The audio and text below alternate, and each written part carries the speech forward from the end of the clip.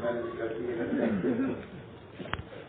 أعوذ بالله من الشيطان الرجيم بسم الله الرحمن الرحيم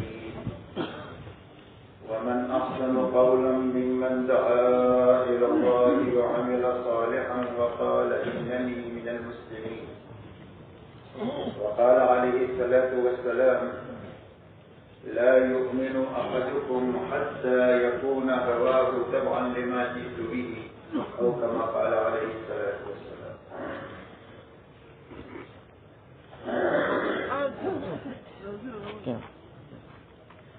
میرے محترم بزرگوں اور دوستوں، بات کے شروع ہونے سے پہلے چند باتیں اچھی طرح سمجھ لیں تاکہ جتنی اجتماع کی مجلسیں ہیں باقی ان ساری مجلسوں سے پورا فائدہ حاصل کیا جائے۔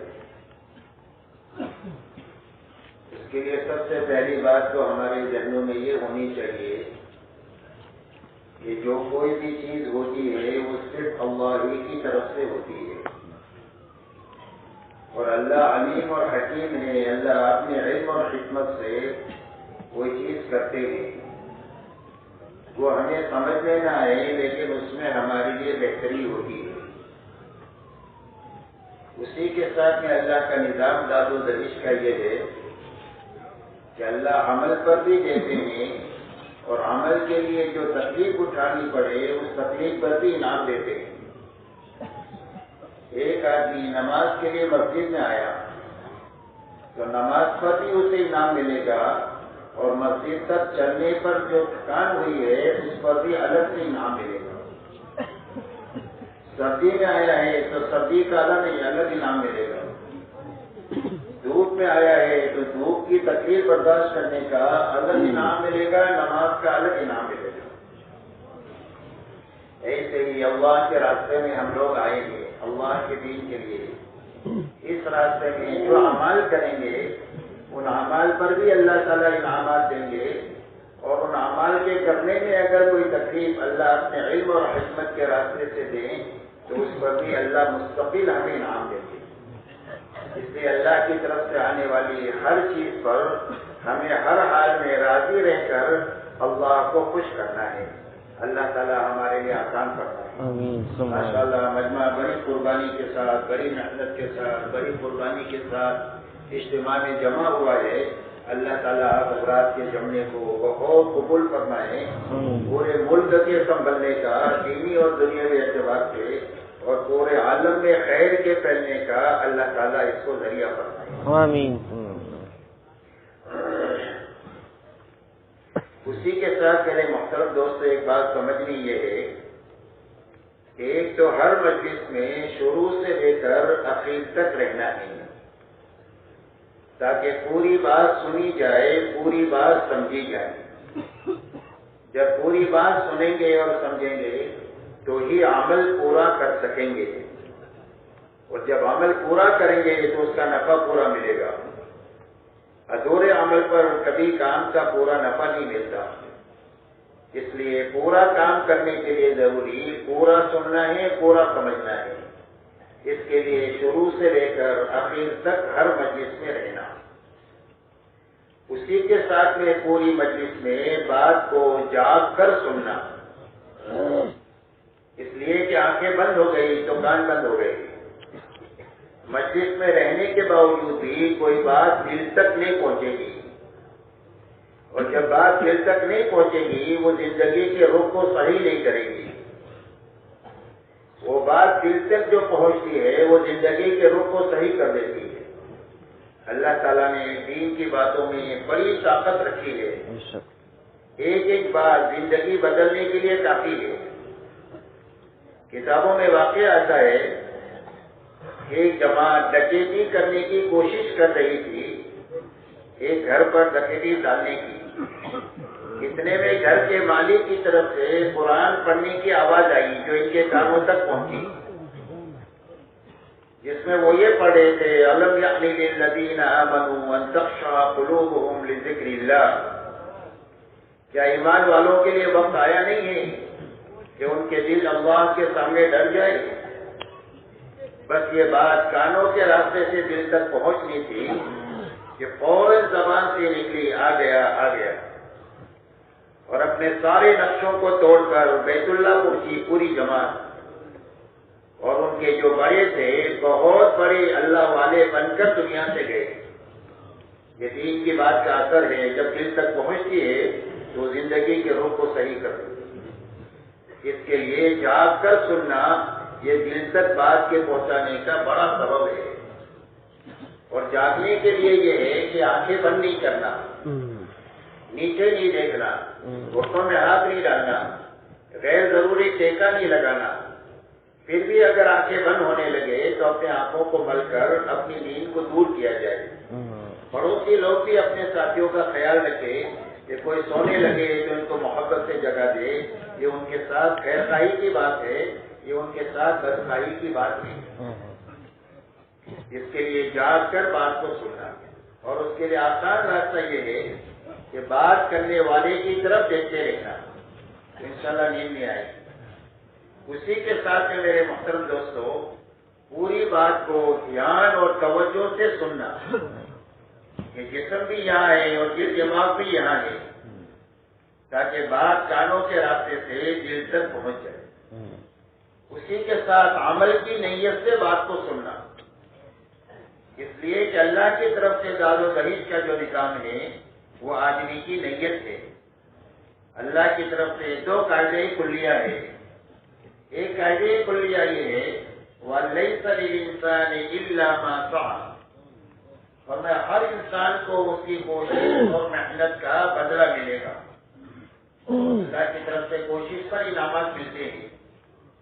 اور دوسرا قاعدہ یہ ہے کہ ہر آدمی کو وہ چیز ملے گی جس کی اس نے نیت کیا۔ اگر عمل کی نیت سے ہم بات سنیں گے تو اللہ تعالیٰ عمل کی توفیق دیں گے، اور ہر حال میں اللہ تعالیٰ عمل کرا دیں گے، اور عمل ہی سے آدمی کی زندگی بنتی ہے۔ صرف باتوں سے، معلومات سے زندگی نہیں بنتی، بلکہ عمل سے زندگی بنتی ہے۔ اور عمل کی توفیق اللہ کی طرف سے جو ملے گی وہ نیت پر ملے گی، چاہے حالات سازگار ہو، ناسازگار ہو، ماحول مناسب ہو، نامناسب ہو، جی چاہے نہ چاہے، ہر حال میں اللہ عمل کی توفیق دیں گے نیت کی سچائی پر۔ جب عمل کی نیت کر لیں گے تو اللہ عمل کرا دیں گے۔ اسی کے ساتھ بات کو اچھی طرح سمجھتے ہوئے اور اچھی طرح اپنی زندگی میں عمل میں لاتے ہوئے پورے عالم میں اور ساری انسانیت تک پہنچانے کی نیت سے بات کو سننا۔ یہ بات کو اچھی طرح سمجھیں گے، اچھی طرح عمل کریں گے، اور اچھی طرح عمل کرتے ہوئے پورے عالم میں اور ساری انسانیت تک بات کو پہنچائیں گے انشاءاللہ۔ اب پورے عالم اور ساری انسانیت تک پہنچانے کا کیا راستہ ہے؟ عالم تو بہت بڑا ہے، کئی تو ملک ہے، اور دنیا میں 800 کروڑ انسان ہیں، تو سارے انسانوں تک، ساری دنیا تک جانا کیسے آسان ہو سکتا ہے آدمی کے لیے؟ تو پورے عالم میں اور ساری انسانیت تک پہنچانے کا راستہ یہ ہے کہ جہاں تک اور جتنے لوگوں تک جا سکتے ہیں اپنی زندگی میں ہم خود جانا، اور جہاں تک نہیں جا سکے اور جتنے لوگوں تک نہیں جا سکے وہاں تک بات کو پہنچانے کے لیے اپنی زندگی میں کام کرنے والے بہترین آدمی اور عملہ تیار کرنا، یہ محنت کا صحیح رخ ہے۔ اس لیے حضور پاک صلی اللہ علیہ وسلم کو اللہ تعالیٰ نے بڑا کام لے کر دنیا میں بھیجا تھا۔ آپ کی محنت کا میدان پورا عالم تھا، اور ساری انسانیت تھی، اور قیامت تک کا زمانہ تھا۔ اتنا بڑا کام آپ کے ذمہ ہے، اور اتنے بڑے کام پر قابو پانے کے لیے آپ کو صرف 23 سال کا زمانہ دیا گیا۔ آپ کی عمر مبارک 63 سال کی ہے، 40 سال پر آپ کو نبوت ملی، اور 63 سال سے آپ اللہ کو پیارے ہوئے۔ 23 سال کا زمانہ آپ کو کام کا دیا گیا۔ تو اتنے بڑے کام پر قابو پانے کے لیے آپ نے ایک تو اپنی ذات سے انتھک محنت کیا، اور محنت کر کے پورے حجاز میں کام کیا۔ آپ کا لمبے میں لمبا سفر تبوک تک کا ہے، اور پورے عالم کے کام پر قابو پانے کے لیے آپ نے اپنی 33 سالہ زندگی میں اپنا بہترین عملہ اور جماعت آپ نے تیار فرمائی۔ وہ سوالات صحابہ کی جماعت تھے، کہ آپ نے اپنا کام کرنے والا عملہ بنایا. جو صحابہ کی جماعت آپ کی زندگی کا آئینہ تھی، جو حضور صلی اللہ علیہ وسلم کی زندگی وہ زندگی صحابہ کی زندگی تھی. اسی لیے صحابہ کا تعارف دو چیزوں سے ہوتا ہے، فرسان بالنہار و رہبان باللیل، بسام بالنہار و بکام باللیل. فرمایا صحابہ کون ہیں؟ فرمایا صحابہ دین کے سے سوار ہیں، دین کو گھوڑے کی پشت پر بیٹھ کر پوری دنیا میں پھر رہے ہیں، لوگوں کو اللہ کی پہچان کرانے کے لیے کہ اللہ کون ہے اور کیسے ہیں، اور راتوں کے یہ عبادت گزار ہے. فرمایا بسام بالنہار و بکام باللیل، دین کو حشاش بشاش اللہ کے دین کا کام کرنے والے ہیں اور راتوں کو اللہ کے سامنے بہت زیادہ رونے والے ہیں. یہ صحابہ کا تعارف یہ دو جملوں میں ہے. حضور صلی اللہ علیہ وسلم کا جو دین تھا وہ صحابہ میں منتقل ہوا، اور حضور صلی اللہ علیہ وسلم کی جو رات تھی وہ صحابہ میں منتقل ہوئی. آپ کا دین دعوت اور تعلیم کے لیے اللہ نے آپ کو داعی اور معلم بنا کر کے بھیجا تھا، تو آپ کے دین کا اکثر وقت دعوت اور تعلیم پر خرچ ہوتا تھا، اور رات کا اکثر حصہ آپ کا اللہ کے سامنے نماز میں، دعا میں، آہوزاری میں اور مناجات میں خرچ ہوتا تھا. یہاں تک کہ رات کو آپ اتنا لمبا قیام کرتے تھے کہ آپ کے پیروں پر ورم آ جاتا تھا. یہ آپ کی رات ہے اور یہ آپ کا دین ہے، اور یہی دونوں چیزیں صحابہ میں منتقل ہوئی. اور میرے دوستو، محنت کا صحیح رخ یہی ہے کہ اچھی طرح کام کو سمجھنا، اور سمجھنے کے معنی یہ ہے کام پر یقین پیدا ہونا. مولانا الیاس صاحب رحمۃ اللہ علیہ ایک مرتبہ اپنے مجمع سے بات کر رہے تھے. بات کرنے کے بعد یہ پوچھا کہ بات سمجھ میں آ گئی؟ تو مجمع نے کہا سمجھ میں آ گئی. تو آپ نے فرمایا کہ سمجھ میں نہیں آئی ہے، سننے میں آئی ہے. اور سمجھ میں آنا کس کو کہتے ہیں؟ اگر یہ سمجھنا ہے تو مسجد کے باہر چلے جاؤ، دنیا داروں کو دیکھو جن کو دنیا سمجھ میں آئی ہے، اور ہر مشغلے والا اپنے مشغلے میں ہر حال میں پوری زندگی اس پر قائم ہے. آپ دیکھو، اس لیے کہ وہ کام اس کو سمجھ میں آ گیا ہے. تاجر ہے، کسان ہے، مزدور ہے، ڈاکٹر ہے، انجینئر ہے، ہر حال میں اپنے کام میں لگے ہوئے ہیں. سردی ہو، گرمی ہو، کوئی تعریف کرے، کوئی برائی کرے، ہر حال میں اپنے کام میں ہیں. اس لیے کہ وہ کام ان کو سمجھ میں آ گیا ہے. تو سمجھ میں آنے کی وجہ کیا ہے؟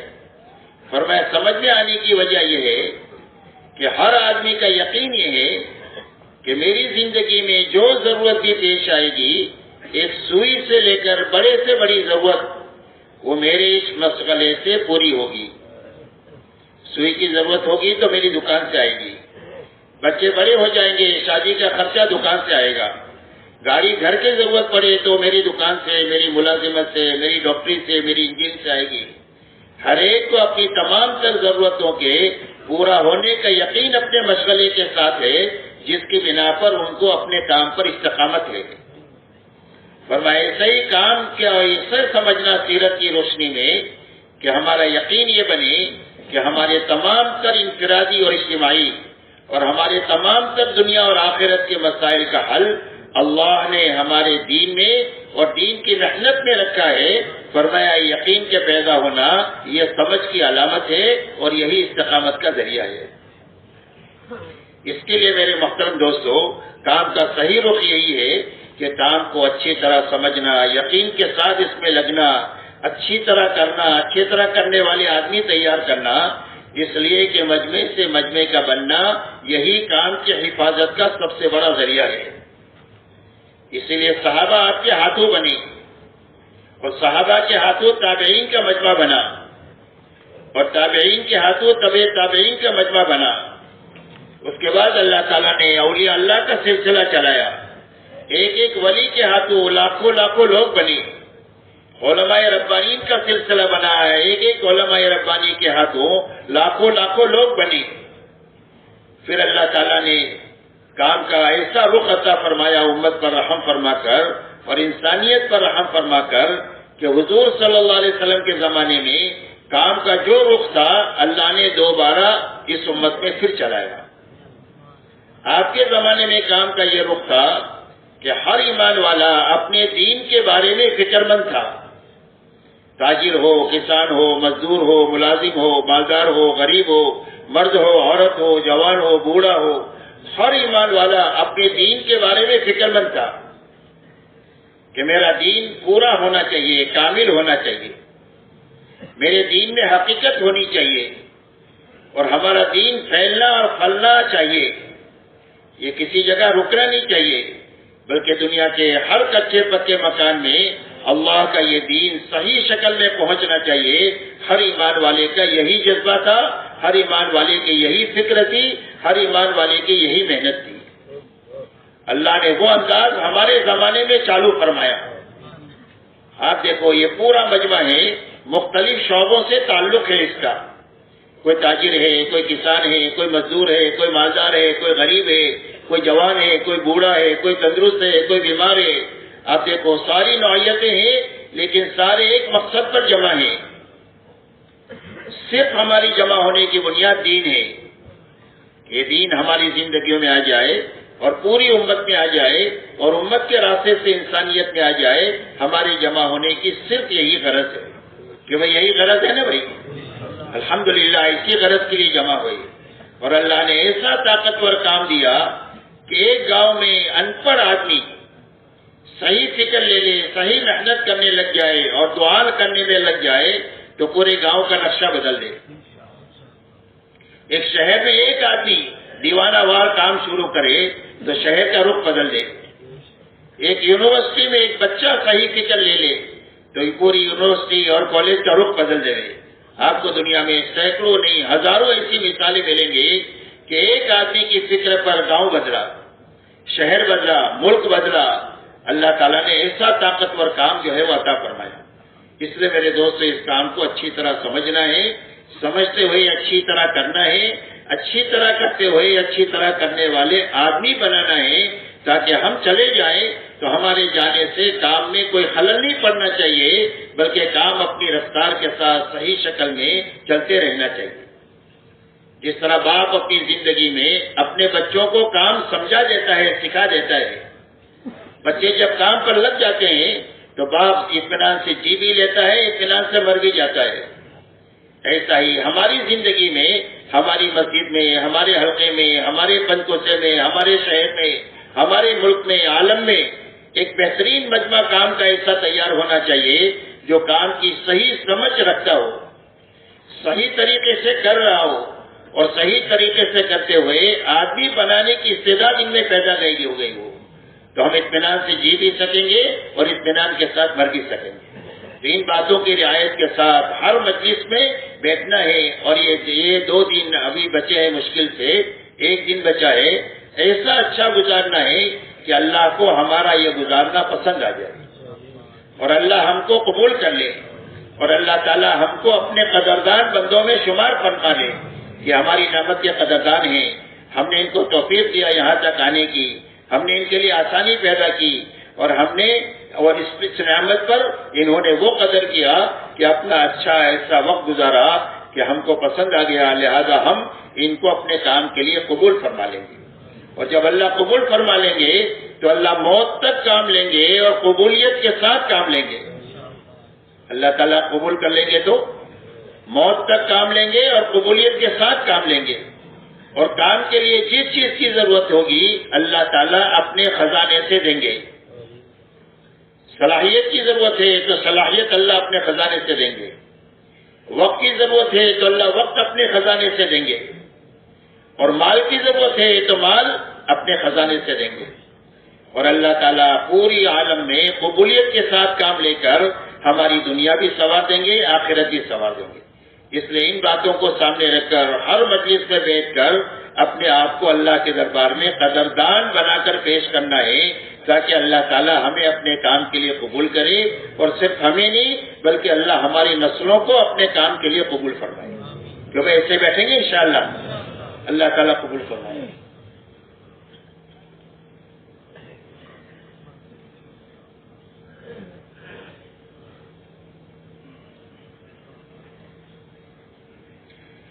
میرے محترم بزرگوں دوستو، سمجھنے کی بات یہ ہے کہ روئے زمین پر ساری انسانیت کے آنے کا ایک ہی راستہ ہے۔ ہر انسان اپنی ماں کے پیٹ میں 9 مہینے اللہ کی قدرت کے تحت پرورش پاتا ہے، اور اللہ اپنے قدرت سے ہر انسان کو دنیا میں اپنے وقت پر لاتے ہیں۔ شہزادے بھی اسی راستے سے آتے ہیں، فقیر بھی، مرد بھی، عورت بھی، ہر ایک انسان اسی راستے سے دنیا میں آتا ہے، اور اس دنیا کی چھوٹی سی زندگی پوری کر کے اپنے وقت پر اس دنیا سے جانے کا ایک ہی راستہ ہے، اور وہ راستہ موت کا ہے۔ ہر آدمی موت کے راستے سے اس دنیا کو چھوڑ کر اپنے وقت پر آخرت کی طرف جاتا ہے۔ آخرت کی زندگی جو موت کے بعد شروع ہوگی وہ لامحدود زندگی ہے، کبھی ختم ہونے والی نہیں ہے۔ اس زندگی کے بارے میں اللہ والے یہ فرماتے ہیں کہ اگر آسمان اور زمین کے درمیان کی خالی جگہ کو رائے کے دانوں سے بھر دیا جائے اور ایک پرندہ 1000 سال میں ایک دانہ کھائے تو ہو سکتا ہے کہ خرب سال میں جا کر کے دانے ختم ہو جائے، لیکن انسان کی زندگی جو موت کے بعد شروع ہوگی وہ ختم نہیں ہوگی۔ آخرت کی زندگی لامحدود ہے، وہاں کی راحتیں بھی لامحدود ہے، اور وہاں کی تکلیف بھی لامحدود ہے۔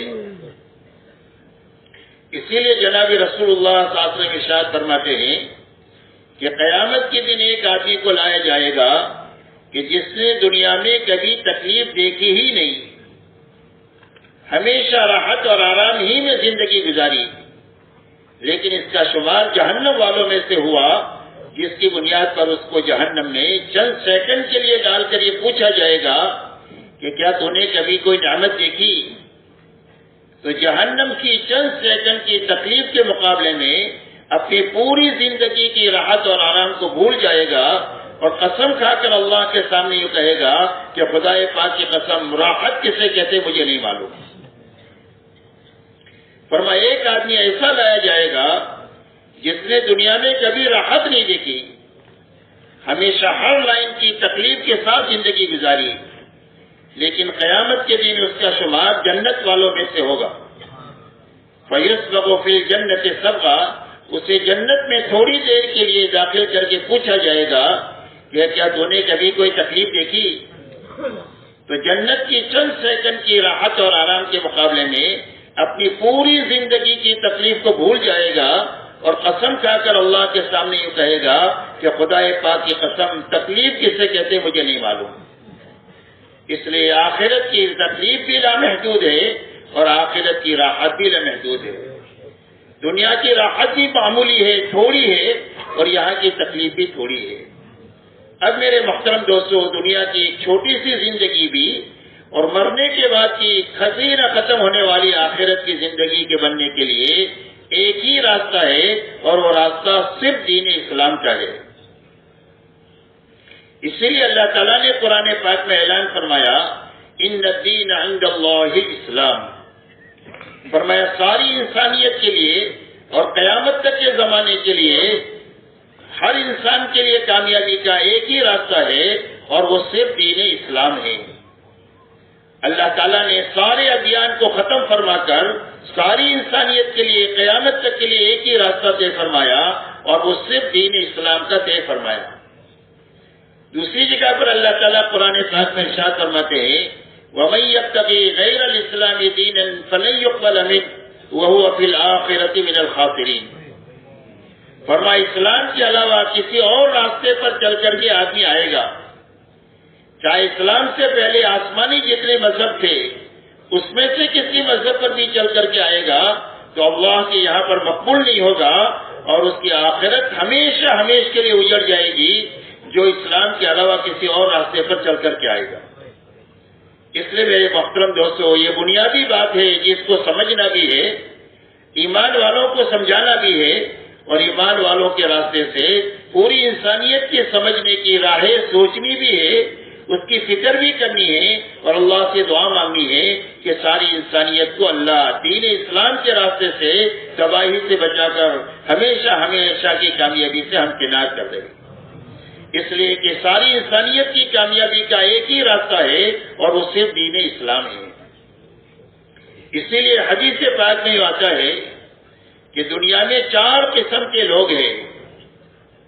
فرمایا ایک قسم وہ ہے کہ جس کے نصیب میں اللہ نے مال لکھا ہے اور وہ مالدار ہے، اس لیے کہ مال کا تعلق عقل سے نہیں ہے کہ یہ بہت عقل والا ہے اس کے لیے مالدار ہے، اور مال کا تعلق محنت سے بھی نہیں ہے کہ یہ بہت محنت کرتا ہے اس کے لیے مالدار ہے، بلکہ مال کا تعلق اللہ کی تقسیم سے ہے، اور اللہ علیم اور حکیم ہے، اپنے علم اور حکمت سے کسی کے لیے زیادہ مناسب سمجھتے ہیں، کسی کے لیے کم مناسب سمجھتے ہیں۔ کسی کا دین مال کے ساتھ اٹکا ہوا ہوتا ہے، اگر مال ہاتھ سے نکل جائے تو دین سے نکل جائے۔ کسی کی دینداری غربت کے ساتھ اٹکی ہوئی ہوتی ہے، اگر مال اس کے پاس آ جائے تو یہ سرکش ہو جائے۔ حضرت عیسیٰ علیہ السلام کے زمانے میں عیسیٰ علیہ السلام ایک طرف جا رہے تھے، دیکھا ایک آدمی کے پاس پہننے کے لیے کپڑے بھی نہیں ہیں، لہذا اپنے بدن کو چھپانے کے لیے یہ مٹی میں اٹا ہوا ہے۔ اس نے کہا اللہ کے نبی میرے لیے دعا کر دیجئے کہ اللہ میرے لیے آسانی پیدا کر دے۔ عیسیٰ علیہ السلام نے دعا کر دیا تو اللہ تعالیٰ نے اس کے مالداری کے اسباب پیدا فرما دیے اور اس کے اوپر خوشحالی آ گئی۔ پھر کسی وقت میں وہ جا رہے تھے، دیکھا ایک بڑا مجمع ہے اور اس مجمع کے بیچ میں ایک آدمی ہے اور لوگ ایک دوسرے کے اوپر چڑھ کر کے دیکھ رہے ہیں اس آدمی کو۔ پوچھا کیا ہو رہا ہے؟ فرمایا ایک آدمی ہے، اس نے شراب پی ہے، زنا کیا ہے اور اس نے قتل کیا ہے، اس کے بدلے میں اس کو قتل کیا جا رہا ہے۔ پوچھا کون ہے یہ؟ فرمایا وہ غریب آدمی ہے جو مٹی میں اٹا ہوا تھا، مال آیا تو اس میں سرکشی آئی۔ اس لیے میرے دوستو اللہ اپنے علم اور حکمت سے کسی کو کم دیتے ہیں، کسی کو زیادہ دیتے ہیں۔ جس کے پاس زیادہ ہے وہ اللہ ہی کے دینے سے ہے، اس لیے اس پر حسد نہیں کرنا چاہیے، اور کسی کے پاس کم ہے تو وہ اللہ ہی کے دینے سے کم ہے، لہذا اس کو غریب کو ہلکا نہیں سمجھنا چاہیے اور اس کو ذلیل نہیں سمجھنا چاہیے۔ اس کا فقر اللہ کا دیا ہوا ہے، اس کی مالداری اللہ ہی کی دی ہوئی ہے۔ تو حدیث پاک میں آتا ہے کہ ایک آدمی کے نصیب میں اللہ نے مال لکھا ہے، لہذا وہ مالدار ہے۔ اب اس نے اپنی مالداری کے ساتھ محنت کر کے اپنا دین بنایا، اس لیے کہ دین بنانے کے لیے آدمی کو جانی طاقت لگانی پڑتی ہے، اپنا جسم لگانا پڑتا ہے، اپنے آپ کو تھکانا پڑتا ہے۔ ایک آدمی کو سورہ فاتحہ یاد کرنی ہے تو خود لگے گا تو یاد ہوگی، دارالعلوم کا خرچ کرنے سے سورہ فاتحہ یاد نہیں ہوگی۔ ایک آدمی پورے دارالعلوم کا خرچ دے رہا ہے لیکن خود بیٹھ کر سورہ فاتحہ یاد نہیں کرے گا تو سورہ فاتحہ یاد نہیں ہوگی۔ تو دین کے لیے جان لگانی پڑتی ہے، لہذا اس نے جان لگا کر کے دین بنا لیا اپنا۔ جب دین بنا لیا تو دین اس سے بتائے گا کہ جان کہاں لگانی ہے اور مال کہاں لگانا ہے۔ ابھی اپنی جان اور مال کو اللہ کی مرضیات پر استعمال کرتا ہے، دعوت پر استعمال کرتا ہے، عبادت پر استعمال کرتا ہے، لوگوں کو بھلائی پہنچانے پر استعمال کرتا ہے، اپنی ضرورتوں میں بقدر ضرورت استعمال کرتا ہے، غرض یہ کہ اللہ کی مرضیات پر استعمال کرتا ہے۔ فرمایا دنیا میں ایک قسم لوگوں کی یہ ہے۔ دوسری قسم دنیا میں وہ ہے کہ اس کے نصیب میں اللہ نے غریبی لکھی ہے، غربت لکھی ہے، لہذا وہ غریب ہے، اس کے پاس مال نہیں ہے، لیکن اس نے اپنی جان لگا کر دین بنا لیا۔ اس لیے کہ دین بنانے کے لیے مال کی ضرورت کم ہوتی ہے، جان لگانے کی ضرورت زیادہ ہوتی ہے۔ شروع زمانے میں ایک جماعت چلہ لگا کر کے آئی، اس کی کارگزاری ہوئی کہ چلے میں کتنا خرچ ہوا، تو فرمایا چلے میں ہر آدمی کا صرف 2 روپیہ خرچ ہوا۔ کتنا خرچ ہوا؟ صرف 2 روپیہ۔ کہا کہ روزانہ صبح میں گاڑی مسجد کے سامنے کھڑی ہوتی ہوگی آپ کو ایک جگہ سے دوسری جگہ لے جانے کے لیے، اور تینوں ٹائم کھانے کی دعوت ہوتی ہوگی۔ فرمایا میں ایک مرتبہ دعوت ہوئی نہ ایک مرتبہ گاڑی پر سوار ہوئی۔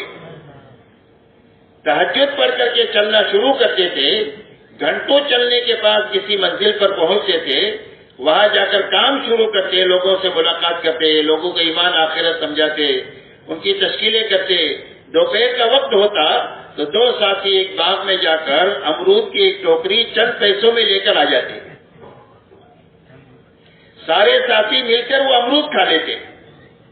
یہ ناشتہ بھی ہے، دوپہر کا کھانا بھی ہے اور رات کا کھانا بھی ہے، دن میں ایک ہی مرتبہ کھانا، اور صرف امرود کھا کر کے پورا چلہ لگایا، اور پورے 40 دن پیدل چلے، کہیں پر بھی سوار نہیں ہوئی۔ تو روپیہ بغیر دین آ گیا۔ جان لگانے سے دین آتا ہے، لہذا غریب ہے لیکن اپنی جان لگا کر اس نے دین بنا لیا۔ جب دین بنا لیا تو دین اس سے بتائے گا کہ غربت میں بڑے سے بڑی کامیابی کیسے حاصل کی جا سکتی ہے۔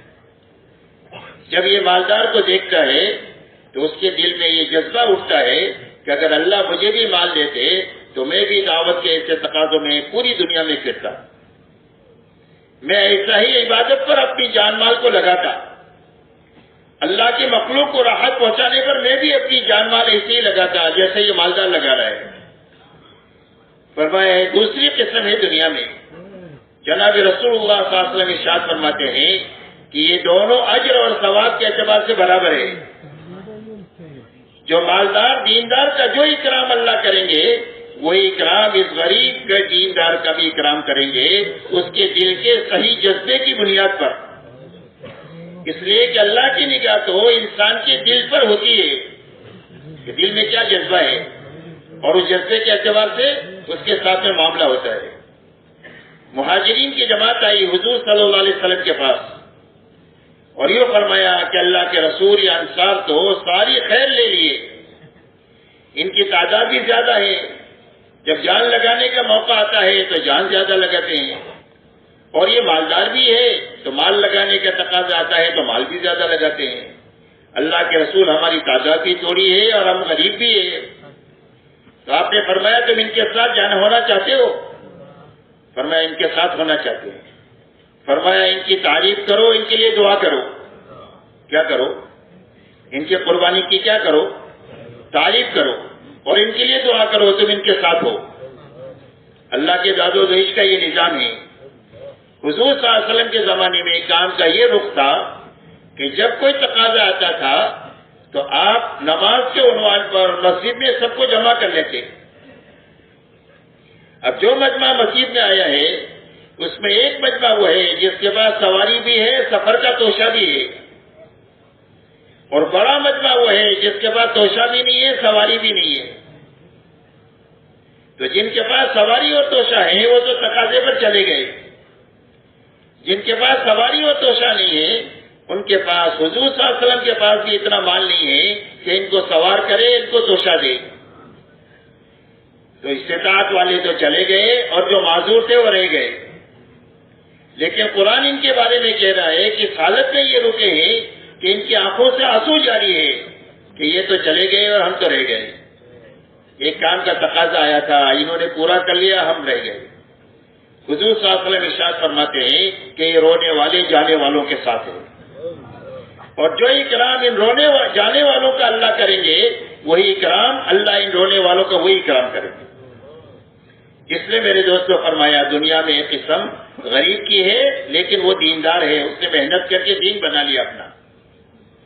فرمایا تیسری قسم وہ ہے کہ جس کے نصیب میں اللہ نے مال لکھا اور یہ مال کے نشے میں اس نے دین نہیں سیکھا بلکہ اپنے مال کو گناہوں میں خرچ کیا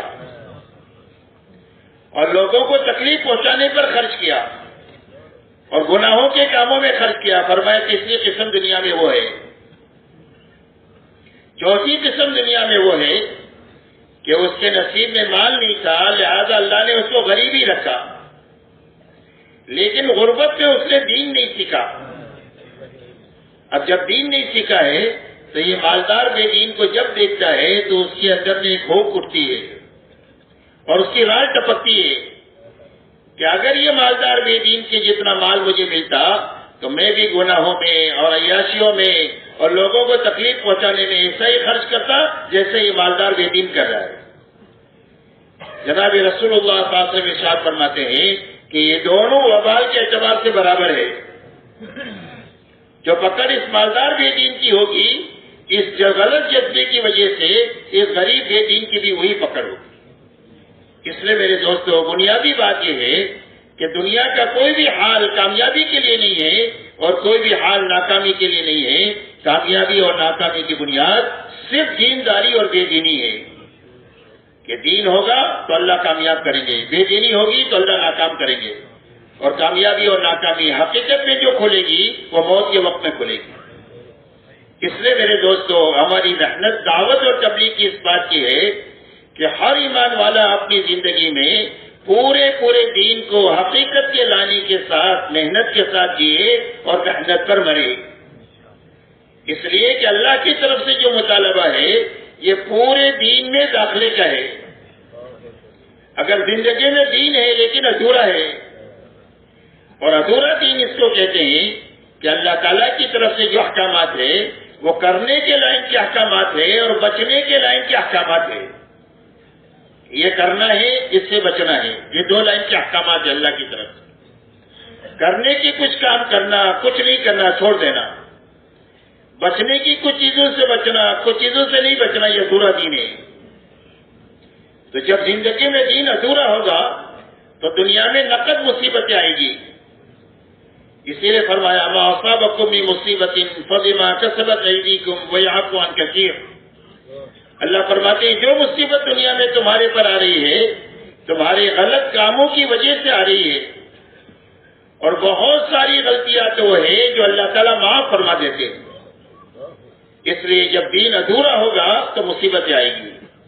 آج دنیا میں جتنی مصیبتیں ہمارے پر ہیں انفرادی اجتماعی زندگیوں میں، یہ ملک و مال کی کمی کی وجہ سے نہیں ہے۔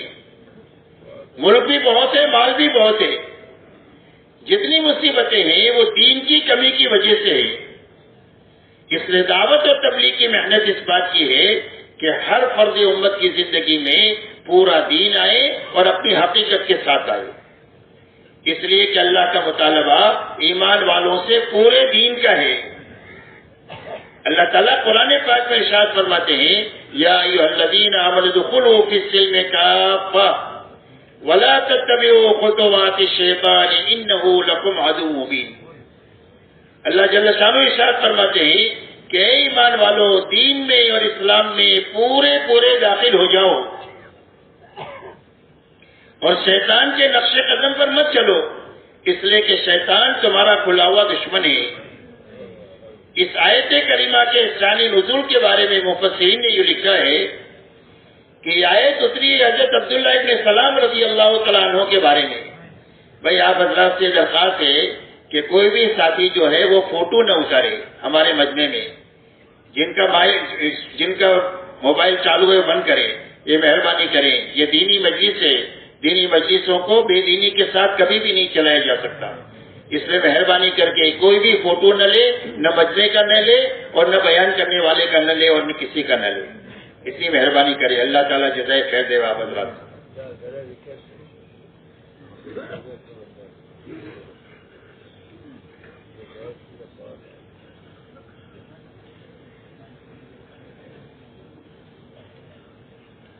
اس آیت کریمہ کے شان نزول کے بارے میں یہ لکھا ہے کہ آیت اتری حضرت عبداللہ ابن سلام رضی اللہ تعالیٰ عنہ کے بارے میں، جو اسلام سے پہلے ایک آسمانی سچے مذہب کے ماننے والے تھے،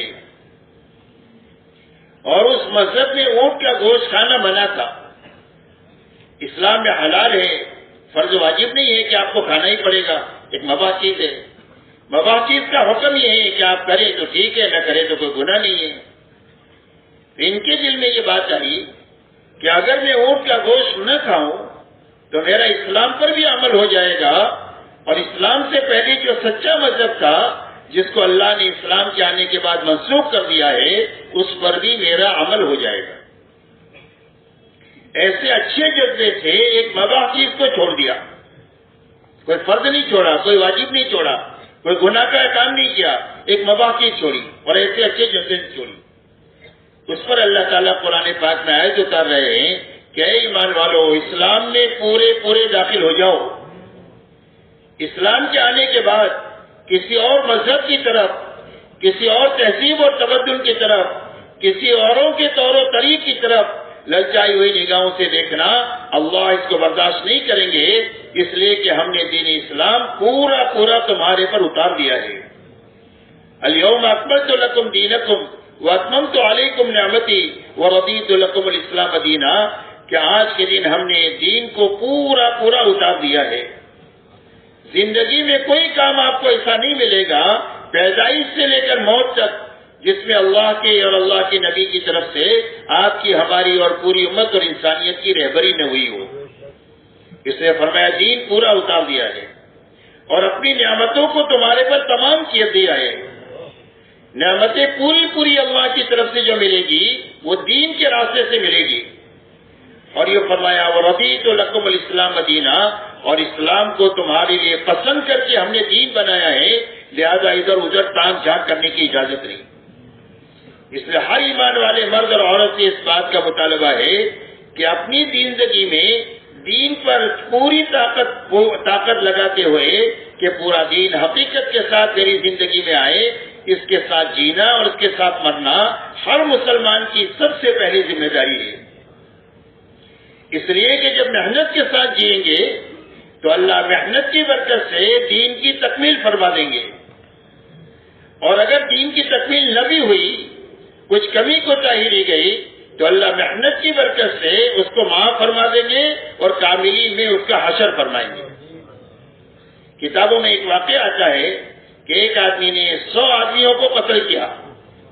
کتنے آدمیوں کو؟ 100 آدمیوں کو۔ اس کے بعد اس کے اندر میں ندامت پیدا ہوئی کہ اللہ کو منہ کیا دکھاؤں گا اس گناہ کے ساتھ۔ تو اللہ والے سے کہا کہ میری توبہ ہو سکتی ہے؟ فرمایا ہاں تمہاری توبہ تو ہو سکتی ہے مقبول، اور تم توبہ پر قائم رہ سکتے ہو، لیکن اس کے لیے یہ بستی تمہارے لیے مناسب نہیں ہے۔ یہ برے لوگوں کی بستی ہے، اپنی توبہ پر قائم نہیں رہ سکو گے، اس لیے کہ ماحول کا تو بڑا اثر ہوتا ہے۔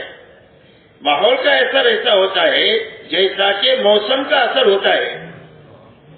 سردی آئے تو سب کو سردی لگے گی، گرمی آئے گی تو سب کو گرمی لگے گی۔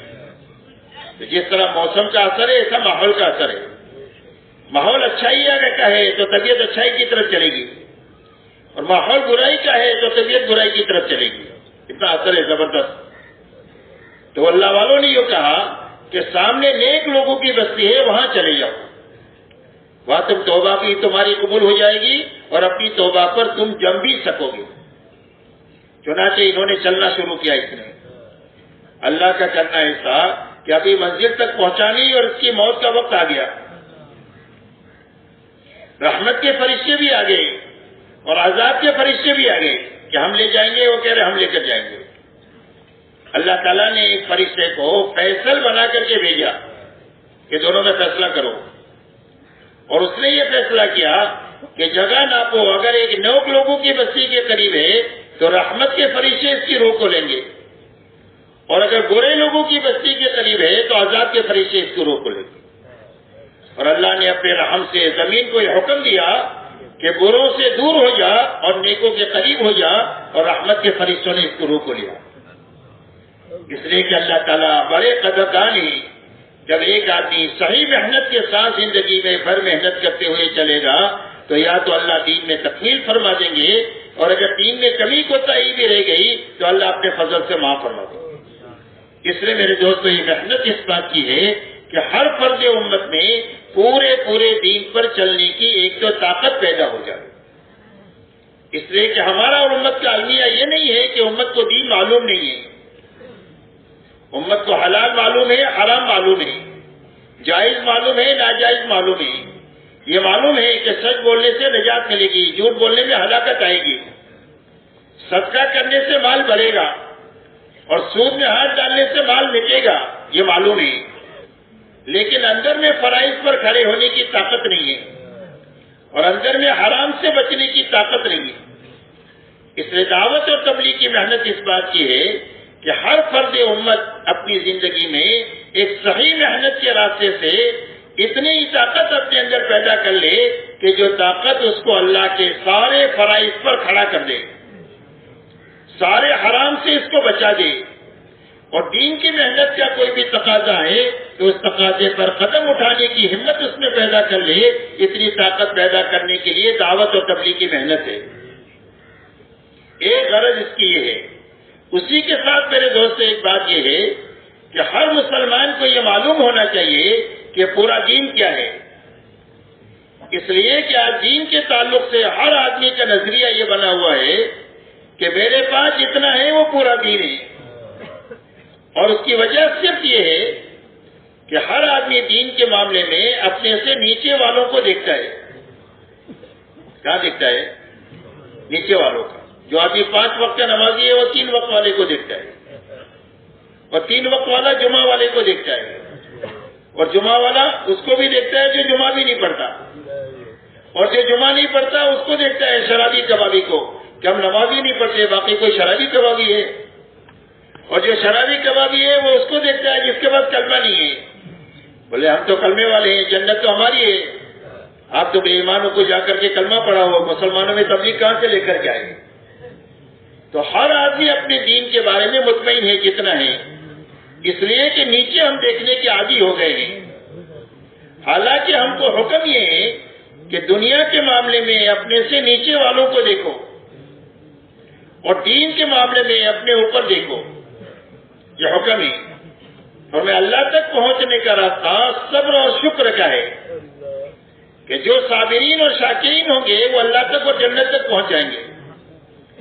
اور یہ فرمایا آدمی کا شمار صابرین اور شاکرین میں سے ہو نہیں سکتا ہے جب تک دین کے معاملے میں اوپر نہ دیکھے اور دنیا کے معاملے میں اپنے سے نیچے نہ دیکھے. اس لیے دنیا میں نیچے دیکھنے کا حکم ہے اور دین میں اوپر دیکھنے کا حکم ہے. تو اوپر کہاں دیکھنے کا حکم ہے؟ کون معیار ہے ہمارے لیے دین کے سمجھنے کے لیے؟ ہمارے اور پوری امت کے دین کے سمجھنے کے لیے معیار حضور پاک صلی اللہ علیہ وسلم اور صحابہ کی جماعت ہے. اس لیے کہ حق اللہ نے مقید کیا ہے آپ کے اور آپ کے صحابہ کے ساتھ. فرما حق کیا ہے؟ فرمایا ما انا علیہ واصحابی. حضور صلی اللہ علیہ وسلم فرماتے ہیں حق وہ ہے جس پر میں ہوں اور میرے صحابہ ہیں, وہ حق ہے. قیامت تک حق کے سمجھنے کے لیے آپ کو, مجھے, پوری امت کو اور انسانیت کو 1500 سال پیچھے جانا پڑے گا تو حق سمجھ میں آئے گا. اپنے ماحول میں اگر سمجھنے کی کوشش کریں گے تو غلطی پر ہوں گے, اپنے آپ کو صحیح سمجھتے رہیں گے. باطل پر ہوں گے, اپنے آپ کو حق پر سمجھتے رہیں گے. اور اسی حالت میں موت آ گئی تو خون کے آنسو روئیں گے, کوئی ہم کو آنسوؤں کا پوچھنے والا نہیں ہوگا. اس لیے دعوت اور تبلیغ کی محنت اس بات کی ہے کہ ہر ایمان والے کو غفلت کے ماحول سے نکالنا, گناہوں کے ماحول سے نکالنا, دنیا پرستی کے ماحول سے نکالنا, اور کچھ وقت کے لیے ایسے ماحول میں رکھنا جس ماحول میں آدمی کو حق سمجھ میں آ جائے. اس لیے کہ حق کے سمجھنے کے 2 موقع ہیں, اور حضور صلی اللہ علیہ وسلم نے اپنی مسنون دعاؤں میں یہ بات مانگی ہے اللہم ارنا الحق حقا وارزقنا اتباعہ وارنا الباطل باطلا وارزقنا اجتنابہ. حضور صلی اللہ علیہ وسلم ارشاد فرماتے ہیں کہ اللہ تو مجھے حق کا حق ہونا سمجھا دے, کہیں غلط فہمی نہ ہو جائے کہ باطل کو میں حق سمجھ لوں اور حق کو باطل سمجھ لوں. اس لیے حق کا حق ہونا مجھے سمجھا دے اور اس پر چلنے کی طاقت مجھے دے دے, اور باطل کا باطل ہونا سمجھا دے اور اس سے بچنے کی طاقت مجھے دے دے.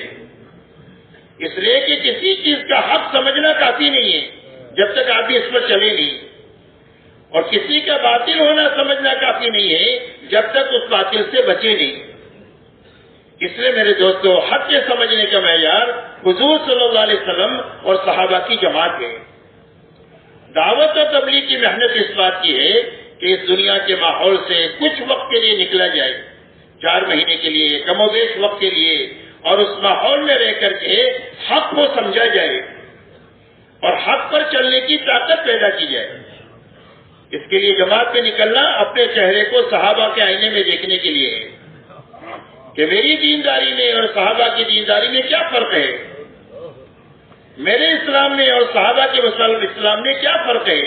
یہ سمجھ میں آئے گا جب غلط ماحول سے نکل کر ایک پاکیزہ ماحول میں جا کر صحابہ کے آئینے میں اپنے چہرے کو دیکھیں گے. اس لیے تبلیغ میں نکلنا اس مقصد کے لیے ہے تاکہ حضور صلی اللہ علیہ وسلم اور صحابہ کی زندگی کے آئینے میں اپنے دین کو دیکھا جائے اور دینی کمی کو دور کرنے کی فکر میں لگا جائے. جب تک آدمی کو بیماری کا پتہ نہیں چلے گا آدمی علاج نہیں کرے گا. جب تک ہمیں دینی کمی کا پتہ نہیں چلے گا اس کمی کو دور کرنے کا ہمارے اندر فکر نہیں پیدا ہوگا. اور اگر اس دین کمی کے ساتھ مر گئے تو اللہ ہم سب کو معاف فرما دے. بڑے مسائل آخرت کے ہیں, اللہ اور مسائل سے ہماری اور پوری امت کی حفاظت فرمائے. اس لیے میرے دوستو یہ دو باتیں ہیں. ایک تو اسلام سمجھنا ہے, ایک اسلام پر چلنے کی طاقت پیدا کرنا ہے. تو طاقت پیدا کرنے کی محنت کیا ہے اور اسلام کیا ہے, دونوں چیزیں سمجھنا ہے. اور یہ سمجھنے کے لیے اللہ نے یہ محنت عطا فرمائی ہے کہ صحابہ کو دیکھا جائے, حضور صلی اللہ علیہ وسلم کی زندگی کو دیکھا جائے کہ انہوں نے کس زندگی کے ساتھ گزاری ہے جس پر اللہ نے اپنی رضا کی مہر ان پر لگائی ہے. صرف صحابہ کی جماعت وہ ہے. حضور صلی اللہ علیہ وسلم کی زندگی کے بارے میں تو اللہ نے یہ فرما دیا لقد کان لکم فی رسول اللہ اسوۃ حسنہ, کہ تمہارے لیے حضور صلی اللہ علیہ وسلم کی زندگی میں بہترین نمونہ ہے. اپنی زندگی کو آپ کے سانچے میں ڈالو. اس لیے کہ آپ کو پیدا نہیں کرنا ہوتا تو اللہ عالم کو پیدا نہیں کرتے. اللہ کے بعد کسی کا مقام ہے تو صرف حضور پاک صلی اللہ علیہ وسلم کا مقام ہے. بعد خدا بزرگ تو ہی قصہ مختصر فرمایا جی آپ کے بعد اللہ کے بعد مقام ہے وہ حضور صلی اللہ علیہ وسلم کا مقام ہے. اسی لیے آپ کا حق یہ ہے کہ آپ کی عظمت ہمارے دل میں ہو. آپ کا حق یہ ہے کہ آپ کی محبت ہمارے دل میں ہو. آپ کا حق یہ ہے کہ آپ کی ہر بات جو کرنے کے لیے کہی اس کی اطاعت ہماری زندگی میں ہو. آپ کا حق یہ ہے کہ آپ نے جس کام کو جس طریقے سے کرنے کے لیے کہا ہے اسی طریقے پر اس کو کرنا جس کو اتباع کہتے ہیں, یہ آپ کا حق ہے. اور جب حق کی ادائیگی کے ساتھ ہم جئیں گے تو اللہ تعالیٰ کئی ایک انعامات دیں گے. سب سے پہلا انعام تو یہ دیں گے کہ اللہ نیک لوگوں کے دلوں میں محبت پیدا فرما دیں گے. غلط لوگوں کے دلوں میں اللہ رعب پیدا فرما دیں گے آپ کی اتباع اور اطاعت کی وجہ سے, آپ کی محبت اور عظمت کی وجہ سے. اللہ تعالیٰ دین کے اندر میں پختگی عطا فرما دیں گے کہ آدمی دین میں پختہ ہو جائے گا. اللہ تعالیٰ اس کی برکت سے روزیوں میں برکت عطا فرمائیں گے. یہ ساری نعمتیں اللہ جو فرمائیں گے وہ حضور صلی اللہ علیہ وسلم کی زندگی کے سانچے میں اپنے آپ کو ڈھالنے کی وجہ سے اللہ تعالیٰ فرمائیں گے. اور صحابہ کے بارے میں اللہ نے فرما دیا رضی اللہ عنہ ورضوا عنہ. فرمایا صحابہ کی جماعت کون ہے؟ فرمایا ان کی زندگی سے بھی خوش ہے, ان کی محنت سے بھی خوش ہے, ان کے دین سے بھی خوش ہے, ان کے دین کی محنت سے بھی خوش ہے. اور قیامت تک کے آنے والے ایمان والوں کو یہ حکم دیا گیا کہ یہ سچے لوگ ہیں, ان سچوں کے ساتھ رہو. اسی لیے فرمایا والسابقون الاولون من المہاجرین والانصار والذین اتبعوهم باحسان رضی اللہ عنہ ورضوا عنہ. فرمایا سابقین اولین مہاجرین اور انصار نے کے یہ دونوں جماعتیں آپ نے بنائی, مہاجر اور انصار, تیسری کوئی جماعت نہیں ہے. فرمایا مہاجرین اور انصار میں سابقین جو اولین ہیں اور جو ان کے پیچھے پیچھے چلنے والے ہیں اللہ ان سے راضی ہو گیا اخلاص کے ساتھ, اللہ ان سے بھی راضی ہو گیا اور پیچھے چلنے والوں سے بھی اللہ راضی ہو گیا. اور اللہ تعالیٰ نے قرآن پاک میں فرمایا یا ایھا الذین آمنوا اتقوا اللہ وکونوا مع الصادقین, اے ایمان والو اللہ سے ڈر کر زندگی گزارو اور ان سچے لوگوں کے ساتھ رہو. تو سچے کون ہیں؟ مہاجرین اور انصار ہے. کئی جماعت سچے لوگوں کی جماعت ہے, دونوں جماعت. ان سچوں کی چال چلنے کا پوری امت کو قیامت تک کے لیے حکم ہے. اسی لیے مولانا الیاس صاحب رحمۃ اللہ علیہ فرماتے تھے کہ ایک آدمی نقل و حرکت میں بھی نہیں ہے اور ایک آدمی مقامی محنت میں بھی نہیں ہے, یہ کیسا مسلمان ہے؟ ایک آدمی نقل و حرکت میں بھی نہیں ہے اور ایک آدمی مقامی محنت میں بھی نہیں ہے تو کیسا مسلمان ہے؟ اس لیے کہ مسلمان کے تو یہی دونوں کام ہیں کہ یا تو اپنی دنیا سے فارغ ہو کر نقل و حرکت کرتے ہوئے دنیا کے کونے کونے میں اللہ کے پیغام کو لے کر پھر رہا ہوگا, دین کو سیکھ بھی رہا ہوگا, سکھا بھی رہا ہوگا, دعوت بھی دے رہا ہوگا, عمل بھی کر رہا ہوگا, لوگوں پر خرچ کر کے راحت بھی پہنچا رہا ہوگا, دن میں محنت بھی کر رہا ہوگا, رات کو رو بھی رہا ہوگا, اور یہ واپس آنے کے بعد اپنے گھر کاروبار کو سنبھالتے ہوئے اللہ کی دین کی محنت کر رہا ہوگا. دو ہی جماعتیں ہیں, تیسری کوئی جماعت نہیں ہے. تو فرمایا اس کی زندگی میں ایک بھی کام نہیں ہے تو کیسا مسلمان ہے؟ اس لیے میرے محترم دوستو، قیامت تک حق کے سمجھنے کا معیار حضور صلی اللہ علیہ وسلم اور صحابہ کی جماعت ہے۔ اسی لیے حضرت عبداللہ ابن مسعود رضی اللہ تعالیٰ عنہ ارشاد فرماتے ہیں کہ جو کسی کی چال چلنا چاہے اور جو کسی کی راہ لینا چاہے اور جو کسی کی نقل اتارنا چاہے وہ اصحاب محمد صلی اللہ علیہ وسلم کے پیچھے پیچھے چلے۔ اللہ تعالیٰ نے اس جماعت کو آپ کا ساتھ دینے کے لیے چنا ہے، دین کو آگے بڑھانے کے لیے چنا ہے۔ سارے حق پر تھے، ہدایت پر تھے، سارے ہدایت کے چراغ تھے، سارے حکمت کے سرچشمہ تھے، اور سارے اپنے آپ کو مٹانے والے تھے، اور سارے صحابہ دنیا سے گئے ہیں اور روتے ہوئے اللہ کے دربار میں گئے۔ اس لیے میرے دوستو، صحابہ کی زندگی دیکھ کر ہی اسلام کو سمجھا جا سکتا ہے۔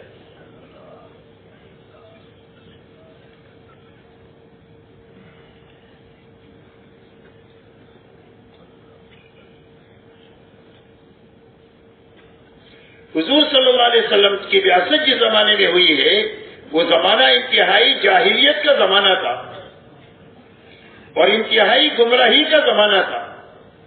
گمراہی آخری درجے کی اور جہالت آخری درجے کی۔ آپ انداز لگائے، بیت اللہ میں 360 بت تھے، جو توحید کا ایک ہی مرکز سرزمین پر تھا، اس کا یہ حال تھا، تو پوری دنیا کا کیا حال ہوگا؟ اور جہالت کا حال یہ تھا کہ مرد اور عورتیں بغیر کپڑوں کے بیت اللہ کا طواف کرتے تھے۔ اتنی جہالت تھی۔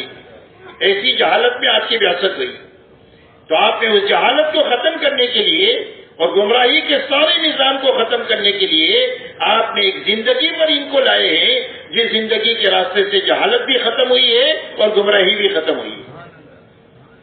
اور پوری جہالت اور گمراہی کو ختم کرنے کے لیے آپ نے سب سے پہلی محنت جس پر اٹھایا ہے، ایمان اور یقین کے بنانے کی محنت پر اٹھایا۔ اسی لیے آپ کی پہلی دعوت ہے اور سارے نبیوں کی دعوت ہے، یا ایھا الناس قولوا لا الہ الا اللہ تفلحوا، کہ اے لوگوں، اگر تمہیں کامیابی چاہیے دنیا اور آخرت میں تو صرف تمہارا ایک ہی معبود حقیقی ہے، اس ایک کو مانو، وہی کرتا دھرتا ہے، وہی تمہارے مسائل کو حل کر سکتا ہے، دنیا کی کوئی طاقت تمہاری مسائل کو حل نہیں کر سکتی۔ اس لیے کہ دنیا ساری اپنے تمام تر سامانوں کے ساتھ اس کی حیثیت اللہ کی نگاہ میں مکڑی اور مکڑی کے جالے سے زیادہ نہیں ہے۔ پوری دنیا کی جتنی مادیت ہے، چاہے جس شکل میں بھی وہ ہو، اس کی حیثیت اللہ کی نگاہ میں ایک مچھر کے پر کے برابر نہیں ہے۔ مچھر کے پر سے تمہارے کوئی مسائل حل نہیں ہوں گے، ایسے ہی مادیت کے سارے اسباب سے تمہارے مسائل حل نہیں ہوں گے۔ دنیا میں جتنی انسانیت ہے، اپنے تمام تر وسائل اور طاقت کے ساتھ، اللہ فرماتے ہیں ان کی حیثیت ہماری نگاہ میں مکڑی اور مکڑی کی جالے سے زیادہ نہیں ہے۔ اللہ فرماتے ہیں مثل الذین اتخذوا من دون اللہ اولیاء کمثل العنکبوت اتخذت بیتا وان اوہن البیوت لبیت العنکبوت۔ اللہ جل شانہ فرماتے ہیں ان لوگوں کی مثال کہ جنہوں نے اللہ کے علاوہ کو اپنا کارساز سمجھا اور کاموں کا بنانے والا سمجھا، ان کی حیثیت ہماری نگاہ میں مکڑی کے جالے کسی ہے، مکڑی کسی ہے، اور ان کے جتنے اسباب اور وسائل ہیں، چاہے وہ جس شکل میں بھی ہو، اللہ فرماتے ہیں اس کی حیثیت ہمارے سامنے مکڑی کے جالے کسی ہے۔ مکڑی کے اور مکڑی کے جالوں کو ختم کرنے کے لیے لمبی طاقت کی ضرورت نہیں ہوتی۔ ایک جھاڑو کا اشارہ 100,000 مکڑیوں کو ختم کر دے گا اور ان کے جالوں کو ختم کر دے گا۔ ایسا ہی اللہ کی طرف سے اگر عذاب کا ایک ہوا کا جھونکا آ جائے تو ساری انسانیت اس کا مقابلہ نہیں کر سکتی اپنی تمام ترقیات کے باوجود، اور اگر اللہ عذاب کا ریلا چھوڑ دے تو پوری انسانیت مل کر اس ریلے سے اپنے آپ کو بچا نہیں سکتی۔ اللہ اگر آگ کا لاوا نکال دے دنیا میں تو ساری دنیا کے فائر بریگیڈ مل کر کے اس آگ کے لاوے کو بجھا نہیں سکتے، اور اگر اللہ زمین کو ہلا دے تو چند سیکنڈ میں پوری دنیا قبرستان بن جائے، زلزلوں سے اپنی زمین کو بچا نہیں سکتے۔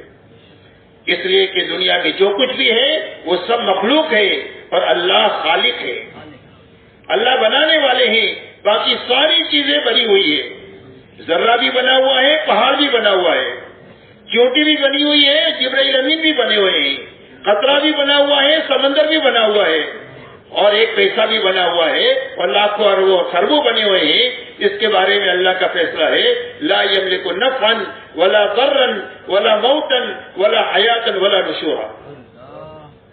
فرمایا مخلوق چاہے چونٹی ہو یا جبرائیل امین ہو، جبرائیل امین اتنے بڑے فرشتے ہیں کہ اگر اپنی اصلی شکل میں آ جائے تو ان کے پیر ساتوں زمین کے نیچے ہو اور ان کا سر ساتوں آسمان کے اوپر عرش کے اوپر ہو. اپنے پروں کو پھیلا دے تو مشرق سے لے کر مغرب تک اور شمال سے لے کر جنوب کے خلا کو پور کر دے. اتنے طاقتور فرشتے ہیں کہ جب قوم لوط کو اللہ نے اجاڑنے کا حکم دیا تو ان کو زمین کے ایک کونے میں اپنے ایک پر کو ڈال کر کے پوری زمین کو انسانوں سمیت آسمان تک اٹھایا اور اس کے بعد ان کو الٹا دیا. اتنا بڑا فرشتہ بھی حضور صلی اللہ علیہ وسلم کے ساتھ جب معراج میں گیا ہے تو ایک مقام پر جا کر یہ کہتا ہے اگر یکسر موئے برتر پرم فروغ تجلی بسوزت پرم. فرمایا آقا یہاں تک آنے کی اللہ کی طرف سے اجازت ہے، یہاں سے آگے آپ جائیں گے، میری آگے جانے کی اجازت نہیں ہے. اگر یہاں سے بال کے برابر بھی آگے بڑھوں گا تو جل کر خاک ہو جاؤں. اس لیے میرے دوستو کسی دنیا کی بڑے سے بڑی چیز اور بڑے سے بڑی چیز کے مالک سے نہ ڈرنے کی ضرورت ہے اور نہ اس سے کوئی امید باندھنے کی ضرورت ہے. مخلوق کے ہاتھ میں دینا بھی نہیں ہے، لینا بھی نہیں ہے. قرآن میں اللہ نے فرمایا لا یملک نفعا ولا ضرا ولا موتا ولا حیاتا ولا نشورا. فرمایا ساری مخلوق کے ہاتھ میں نفع بھی نہیں ہے، نقصان بھی نہیں ہے، مارنا بھی نہیں ہے، زندگی دینا بھی نہیں ہے اور مار کر زندہ کرنا بھی نہیں ہے. اسی لیے حضور پاک صلی اللہ علیہ وسلم نے ارشاد فرمایا حضرت ابن عباس سے کہ اگر ساری دنیا جمع ہو جائے تو یہ نفع پہنچانے پر تو نہیں پہنچا سکتی ہے مگر جتنا کہ اللہ نے تیرے لیے مقدر کر دیا. اور اگر ساری مخلوق جمع ہو جائے تو یہ نقصان پہنچانے پر تو نقصان نہیں پہنچا سکتی ہے مگر جتنا اللہ نے تیرے لیے مقدر کر دیا. پوری نمرودی طاقت مل کر ابراہیم علیہ السلام کا بال بیٹا نہیں کر سکی. پوری فرعونی طاقت مل کر موسیٰ علیہ السلام کی پرورش کے نظام کو روک نہیں سکی، ان کی پیدائش کے نظام کو روک نہیں سکی، ان کی نبوت کے نظام کو روک نہیں سکی. اس لیے کہ ساری مخلوق کے ہاتھ میں کچھ بھی نہیں ہے، کرنے والی ذات صرف تنہا اللہ کی ہے. سب سے پہلے آپ نے ایمان والوں پر اس بات کی محنت کیا کہ وہ اپنا یقین یہ بنائے کہ ہماری زندگیوں کے بننے بگڑنے کا تعلق ملک و مال سے نہیں ہے، ڈگری اور عہدوں سے نہیں ہے، چیزوں اور سامانوں سے نہیں ہے، بلکہ صرف ایک اللہ کی ذات کے ساتھ ہے. اللہ ہی زندگیوں کو بناتے ہیں، اللہ ہی زندگیوں کو اجاڑتے ہیں. آج تک جتنوں کی بنی ہے اللہ ہی کے بنانے سے بنی ہے اور آج تک جتنوں کی اجڑی ہے اللہ ہی کے اجاڑنے سے اجڑی ہے. بنانے والے بھی اللہ ہے، اجاڑنے والے بھی اللہ ہے. سب سے پہلے محنت کر کے اپنا یقین یہ بنانا ہے، اسی کے ساتھ یقین یہ بنانا ہے کہ اللہ کی یہاں زندگی کے بنانے اجاڑنے کا انداز و نظام نہیں ہے کہ اس کی بنا دیا اس کی اجاڑ دیا، بلکہ اللہ کی یہاں زندگی کے بنانے کا ایک ہی نظام ہے اور وہ صرف محمد رسول اللہ ہے. کہ اللہ کس کی زندگی بنا دیں گے؟ فرمایا جو محمدی بن کر جیے، سر کے بالوں سے لے کر پیر کے ناخن تک اور جوتا پہننے سے لے کر نماز تک اور شادی بیاہ سے لے کر حکومت کرنے تک اپنی زندگی کے ہر حرکت اور سکون میں جو محمدی بن کر جیے گا، محمدی بن کر کے مرے گا، اللہ اس کی زندگی کو بنا دیں گے. جھوپڑا ہے تو جھوپڑے میں بنا دیں گے اور محل ہے تو محل میں بنا دیں گے. جو زندگی کے بننے کا ایک ہی ضابطہ ہے وہ صرف محمد رسول اللہ ہے. اس لیے سب سے پہلے آپ نے محنت کے راستے سے کلمہ بنایا. صحابہ فرماتے ہیں تعلمنا الایمان ثم تعلمنا القرآن. فرمایا ہم نے ایمان سیکھا اور ایمان کے سیکھنے کے ساتھ ہم نے قرآن سیکھا. اس لیے کہ ایمان بنے گا تو قرآن پر چلنے کی طاقت پیدا ہوگی اور ایمان نہیں بنے گا تو زندگی میں معلومات سے زندگی پر عمل کی طاقت نہیں پیدا ہوگی. جب صحابہ کا یقین یہ بنا کہ اللہ بنانے والے ہیں اور اللہ کے بنانے کے ضابطہ اللہ کے احکامات ہے اور اللہ کے وعدے اور وعید ہے، جب یہ دو لائن کا یقین پیدا ہو گیا تو پورے قرآن پر عمل زندہ ہو گیا. جتنے کرنے کے کام ہیں ان کی زندگیوں میں ہیں، جتنی بچنے کی چیزیں ہیں اس سے ان کی زندگیاں پاک ہیں. ان کے بارے میں آتا ہے کانوا کتاب اللہ یمشون علی الارض. فرمایا زمین پر اللہ کی چلتی پھرتی کتاب تھے. اسی لیے اپنوں نے تو پہچانا اسلام کی اور دین کی قوت کو، پرایوں نے بھی اسلام کی اور دین کی قوت کو پہچانا. اس لیے ایمان والوں کی جب کامیابی پوری دنیا میں بڑھتی ہی چلی گئی تو غلط طاقتوں نے اپنے جاسوسی نظام کو بلا کر یہ پوچھا کہ یہ بتاؤ تمہاری کامیابی کی کیا اسباب ہے، تمہاری ناکامی کی کیا اسباب ہے، اور مسلمانوں کی کامیابی کی کیا اسباب ہے؟ کیا مسلمانوں کی تعداد زیادہ ہے اور تمہاری کم ہے، یا تمہارے پاس میں وسائل کم ہیں ان کے پاس زیادہ ہے، یا ان کے پاس وسائل تمہارے سے اچھے ہیں تمہارے پاس کمزور ہے؟ تو ان کے لوگوں نے کہا کہ یہ بات نہیں ہے. ایک نے کہا کہ یہ باتیں نہیں ہیں، بات اور ہے. کہ کیا بات ہے؟ تو اس میں ایک نے ان کے معروفات پر چلنے کو بیان کیا کہ ایسے اچھے لوگ ہیں کہ جن کی زندگی میں اچھائیوں کے سوا کچھ نہیں ہے. یہ اچھے لوگ ہیں جن کے شہ سوار ہیں اور راتوں کے عبادت گزار ہیں، ان کی اچھائی کو بیان کیا. دوسرے نے ان کی منکرات سے بچنے کو بیان کیا کہ یہ لوگ شرابی نہیں ہیں، کبابی نہیں ہیں، بدکار نہیں ہیں، ان کی برائیوں سے زندگی ان کی پاک ہے. تیسرے نے یہ کہا کہ ہم نے بہت باریکی سے ان کو دیکھا کہ جب جان لگانے کا موقع آتا ہے تو ہر آدمی کا جذبہ یہ ہوتا ہے کہ پہلے میں کام آ جاؤں، بعد میں میرا بھائی کام آئے.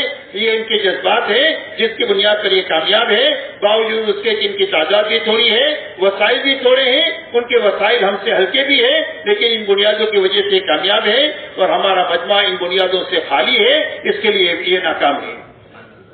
اس لیے میرے محترم دوستو، سب سے پہلی بنیاد کلمے کی بنیاد ہے، جس کے بغیر زندگیاں کبھی صحیح رخ پر نہیں آ سکتی. اس لیے تبلیغ میں سب سے پہلا نمبر جو ہے وہ کلمے کا نمبر ہے کہ ہر ایمان والا محنت کر کے اپنا یقین بنائیں کہ زندگی اللہ بنائیں گے، اور بنائیں گے محمد رسول اللہ صلی اللہ علیہ وسلم کے راستے پر. اب آپ نے جو راستہ لے کر آئے ہیں اس میں ایمان کے بعد عبادت کا راہ لیا اللہ تعالیٰ نے دی ہے کہ ہر مسلمان کی عبادت کی لائن اچھی ہو جائے. عبادت میں سب سے پہلی نماز ہے. اللہ والے یہ فرماتے ہیں کہ نماز کی مثال زندگی میں ایسی ہے جیسا کہ گھر میں روشن دان اور کھڑکی ہوتی ہے. گھر کا دھواں یہیں سے باہر جائے گا، گھر میں تازہ ہوا یہیں سے آئے گی. ایسا ہی زندگی میں اچھائیاں جو آئے گی وہ نماز کے بننے کے راستے سے آئے گی. زندگی میں سے رذائل اور برائیاں جو اللہ کو ناپسند ہے وہ جو نکلے گی وہ نماز کے راستے سے نکلے گی. اس لیے دوسرا نمبر تبلیغ میں نماز کا ہے کہ ہر مسلمان اپنی نماز پر محنت کر کے اپنی نماز ایسی اچھی بنا دے کہ جس کے راستے سے پوری زندگی اچھی بن جائے. نماز ہے ہی پوری زندگی کو بنانے کے لیے. جس طرح نماز میں پابند ہے ہم حکم کے، نماز کے باہر کی زندگی میں بھی اللہ کے حکم کے پابند ہوں گے. نماز میں طریقے کے پابند ہے حضور صلی اللہ علیہ وسلم کے، ایسا ہی اپنی زندگی کے سارے کاموں میں حضور صلی اللہ علیہ وسلم کے طریقے کے پابند ہوں گے. یہ پابندی سکھانے کے لیے نماز ہے.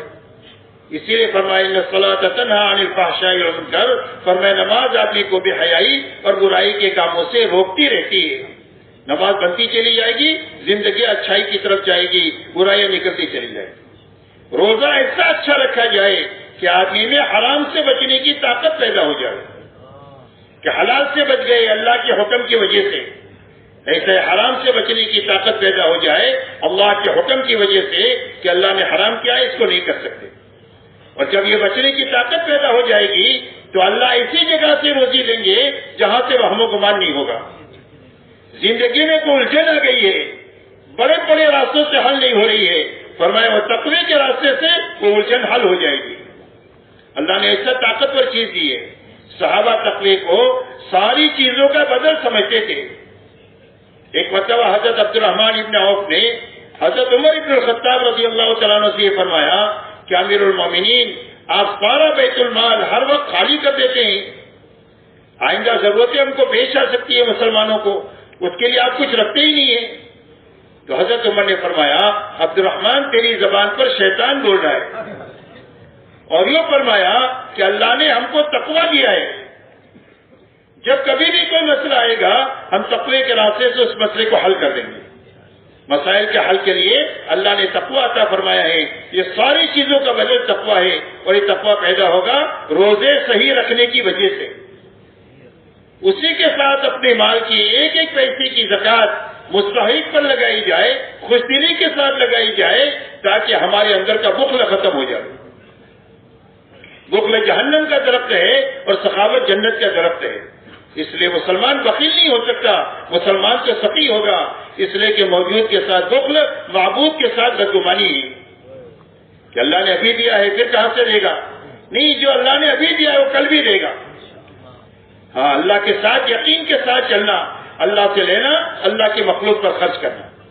اور حج فرض ہو جائے تو حج ایسا اچھا کرنا کہ ہماری پوری زندگی اللہ کے نبی کی اطاعت پر آ جائے، ہمارے سمجھ میں آئے نہ آئے، ہماری عقل میں آئے نہ آئے، حکم اللہ کا ہے، طریقہ نبی کا ہے، ہمیں اس پر عمل کرنا ہے. یہ طاقت پیدا کرنے کے لیے حج ہے.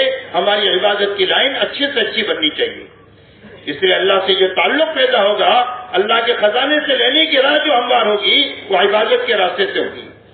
ایاک نعبد و ایاک نستعین، اللہ تیری ہی عبادت کریں گے اور تجھی سے مدد مانگیں گے. یا ایھا الذین آمنوا استعینوا بالصبر والصلاۃ، اے ایمان والو اللہ سے مدد طلب کرو صبر کے ذریعے سے اور نماز کے ذریعے سے. حضور صلی اللہ علیہ وسلم کی زندگی میں جب کبھی بھی بڑے سے بڑا مسئلہ آیا، آپ نماز کی طرف متوجہ ہوتے تھے. سارے صحابہ کا یہی معمول ہے، سارے اولیاء اللہ کا یہی معمول ہے، اور سارے علماء ربانیین کا یہی معمول ہے کہ اپنے ہر مسئلے میں اللہ کی طرف متوجہ ہوتے ہیں اور نماز کی طرف متوجہ ہوتے ہیں. اس لیے میرے دوستوں، اپنی عبادت کی لائن کو اچھے سے اچھی بنانا یہ دعوت اور تبلیغ کی محنت کے ذریعے سے چاہا جا رہا ہے کہ عبادت اچھی بھی بنے اور عبادت امت میں زندہ بھی ہو جائے. اسی کے ساتھ ہماری معاشرت ایسی پاکیزہ بن جائے کہ مسلمان ایک ہو جائے، نیک ہو جائے. ایمان والوں کی مثال حضور صلی اللہ علیہ وسلم فرماتے ہیں ایک جسم کے مانند ہے. جسم کے سارے اعضاء کی شکل بھی الگ ہے، کام بھی الگ ہے. ہاتھ کی شکل الگ ہے، اس کا کام الگ ہے. پیر کی شکل الگ ہے، اس کا کام الگ ہے. ایسے ہر عضو کی شکل بھی الگ، کام بھی الگ.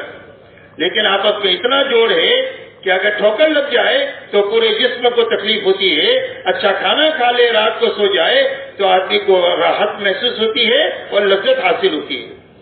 اور ایسا ایمان والوں کی مثال ہے. ایک عضو دوسرے عضو کی برائی کو سوچ نہیں سکتا، اپنے لیے کم کام کرتا ہے، دوسرے کے لیے زیادہ کرتا ہے.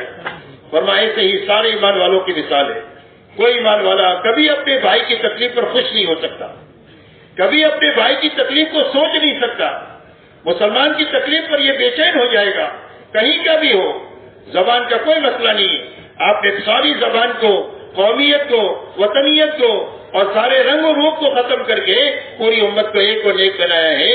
بلال حبشہ کے ہیں، سہیب روم کے ہیں، حضرت سلمان فارس کے ہیں، حضرت عمر قریش کے ہیں. اور حضرت عمر فرماتے ہیں سیدنا بلال، فرمایا بلال تو ہمارے سردار اور آقا ہے. اور انصار کہتے ہیں کہ سلمان ہمارے ہیں، مہاجرین کہتے ہیں سلمان ہمارے ہیں. آپ فرماتے ہیں سلمان منا اہل البیت، سلمان تو میرا ہے، میرے گھر کا ایک فرد ہے. آپ نے ایک امت بنائی ہے اور جب امت بنے گی تو اللہ کی مدد کی مستحق ہو جائے گی. اس لیے میرے دوستوں فرمایا یہ دنیا تعلقات کی جگہ ہے اور جتنے تعلقات ہیں اتنے حقوق ہیں. ماں باپ ہے، بچے ہیں، ان کے آپس کے تعلقات ہیں. میاں بیوی ہے، اس کے تعلقات ہیں. پڑوسی ہے، اس کے تعلقات ہیں. ایک سیٹ اور نوکر ہے، اس کے تعلقات ہیں. ایک حاکم اور ایک رعیت ہے، اس کے تعلقات ہیں.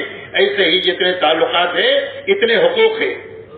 جب حقوق کی ادائیگی ہو جائے گی اور پہچان ہو جائے گی تو پوری امت ایک اور نیک بن جائے گی اور پوری دنیا جنت کا نمونہ بن جائے گی. کسی کو کسی سے کوئی شکایت نہیں ہوگی، کسی کو کسی سے کوئی تکلیف نہیں ہوگی. اور اگر تکلیف ہوگی تو آدمی اس کو خوشی خوشی جھیل لے گا، برداشت کر لے گا. کوئی بات نہیں، میرے بھائی نے تکلیف دیا، اللہ اس کو معاف کر دے، میں نے ہم کو معاف کر دیا.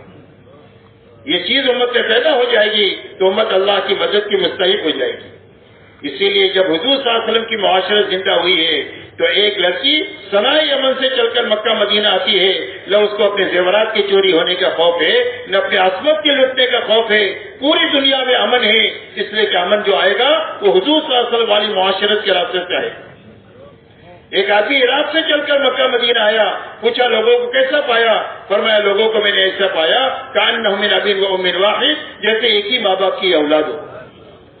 کہیں پر بھی کوئی جھگڑا نہیں، کہیں جگہ پر کوئی تیری میری نہیں، کہیں کوئی مقدمہ بازی نہیں. مجھے ایسا محسوس ہوا کہ میرے کئی ایک گھر ہے، ایک گھر سے نکل کر دوسرے گھر میں داخل ہوا، کہیں اجنبیت نہیں، کہیں اوپراہٹ محسوس نہیں ہوئی، ہر جگہ مجھے ہاتھوں ہاتھ لیا. یہ حضور صلی اللہ علیہ وسلم کی معاشرت ہے. یہ معاشرت پر پوری دنیا میں دین قائم ہوگا. مولانا الیاس صاحب رحمۃ اللہ علیہ فرماتے تھے کہ دین حکومتوں سے قائم نہیں ہوتا. دین دنیا میں جو قائم ہوگا وہ حضور صلی اللہ علیہ وسلم والی معاشرت پر قائم ہوگا. جب آپ والی معاشرت دنیا میں زندہ ہو جائے گی تو اللہ کا دین دنیا میں انسانوں کو سمجھ میں آ جائے گا. اس لیے کہ آپ کی معاشرت وہ ہے کہ جس میں ہر ایک کی فطرت کا لحاظ کیا گیا ہے. عورت یہ چاہتی ہے کہ شوہر میرا ہو کر کے رہے تو اس کا حکم شوہر کو دیا کہ تم میں بہترین وہ ہے جو اپنے گھر والوں کے لیے بہتر ہو. شوہر چاہتا ہے کہ عورت میری بن کر کے رہے تو عورت کو یہ حکم دیا کہ اس عورت پر اللہ کی اور فرشتوں کی لعنت ہے کہ جو ناراض ہو کر کے اپنے شوہر سے رات گزارے.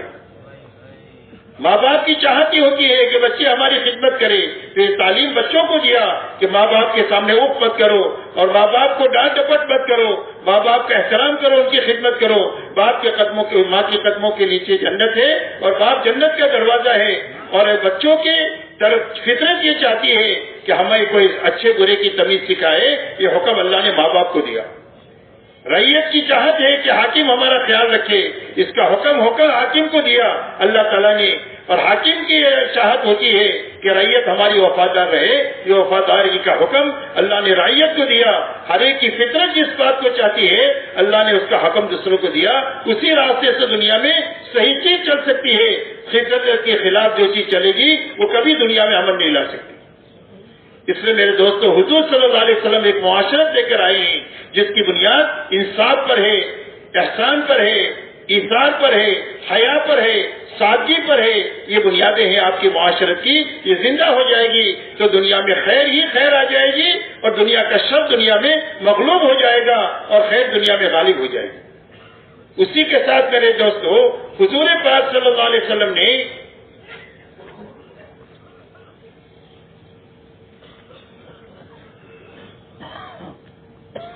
پوری امت کو اس بنیاد پر اٹھایا ہے کہ دنیا ضرورت کی پوری کرنے کی جگہ ہے, خواہشات کی پوری کرنے کی جگہ نہیں ہے.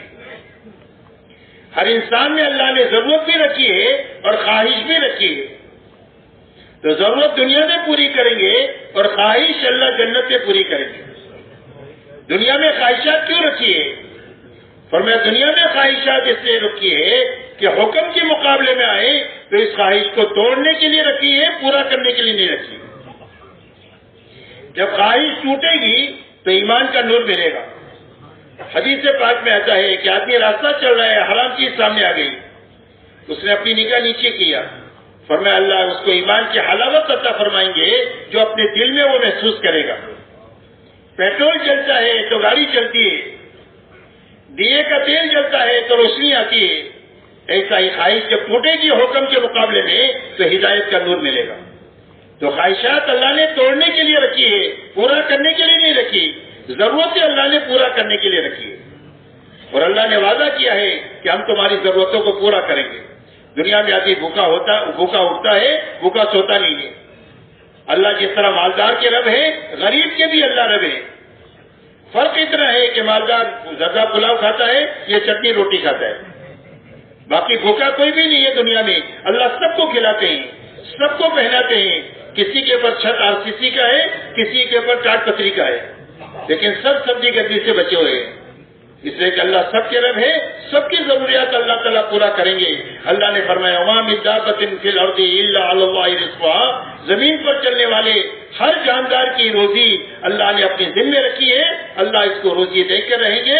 کوئی اللہ کا دسترخوان ہے, اللہ ایمان والوں کو بھی کھلاتے ہیں, بے ایمان کو بھی کھلاتے ہیں, خنزیر کو بھی کھلاتے ہیں اور طوطا مینا کو بھی کھلاتے ہیں. اس لیے میرے دوستو دنیا ضرورت کی پوری کرنے کی جگہ ہے. تو ضرورت کیا ہے؟ فرمایا ہر انسان کی 5 ضرورتیں ہیں. کھانا ہے, کپڑا ہے, مکان ہے, سواری ہے اور شادی ہے. یہ 5 ضرورتیں ہیں ہر مرد کی, ہر عورت کی. تو ان ضرورتوں کو حلال طریقے سے حاصل کرنا, حرام طریقے سے بچنا, سنت طریقے پر پوری کرنا, اسراف سے بچنا. یہ حکم ہے کہ اپنی ضرورتوں کو حاصل کرنا ہے. حاصل کرنا بھی تمہاری نیکی ہے. کمانے میں جو لگیں گے نا وہ دنیا نہیں ہے, دین ہے. شرط یہ ہے کہ شریعت کے مطابق ہو. اسی لیے فرمایا کسب الحلال فریضۃ بعد الفریضہ. فرمایا فرائض کی ادائیگی کے بعد حلال کمائی میں لگنا بھی فرض ہے. ہمارے دین میں سوال حرام ہے. گھر والوں کے لیے بوجھ بننا حرام ہے کہ ہم تو تبلیغ کریں گے تم کماؤ. نہیں، ہر آدمی تبلیغ کرے، ہر آدمی کماوے، ہر آدمی کمائے، ہر آدمی تبلیغ کرے، اپنے پر خرچ کرے، دعوت پر خرچ کرے، اپنے ماں باپ پر، بیوی بچوں پر خرچ کرے، اللہ کے مخلوق پر خرچ کرے، خود کمائے اور خرچ کرے. اس لیے میرے دوستو فرمایا حلال طریقے سے اپنی ضرورتوں کو حاصل کرنا، حرام اور سنت طریقے پر پوری کرنا، حرام سے بچنا اور اسراف سے بچنا. اس لیے کہ حلال میں برکت ہے، حرام میں کبھی برکت نہیں ہو سکی. یاد رکھو، جو حرام کے راستے سے جو دنیا میں ترقی نظر آ رہی ہے، اس کی مثال اس بیمار کی ہے کہ جو بیماری کی وجہ سے موٹا ہو گیا. ایک موٹا تو پہلوان ہوتا ہے کھا پی کر کے، ورزش کر کے، اور ایک آدمی بیماری کی وجہ سے موٹا ہو جاتا ہے. تو بیماری سے جو موٹا ہو جاتا ہے اس کو آپ 1 لاکھ مارو تو 5 گلاٹی کھا جائے. ہاں، تو ایسا ہے بیماری کا موٹا. حرام سے جو آتا ہے وہ بیماری کا موٹا ہے، اس کو ختم ہونا ہے. اللہ نے وقت یہ کہہ دیا قرآن میں، یمحق اللہ الربا ویربی الصدقات، اللہ سود کو مٹائیں گے اور اللہ تعالیٰ صدقے سے مال کو بڑھائیں گے.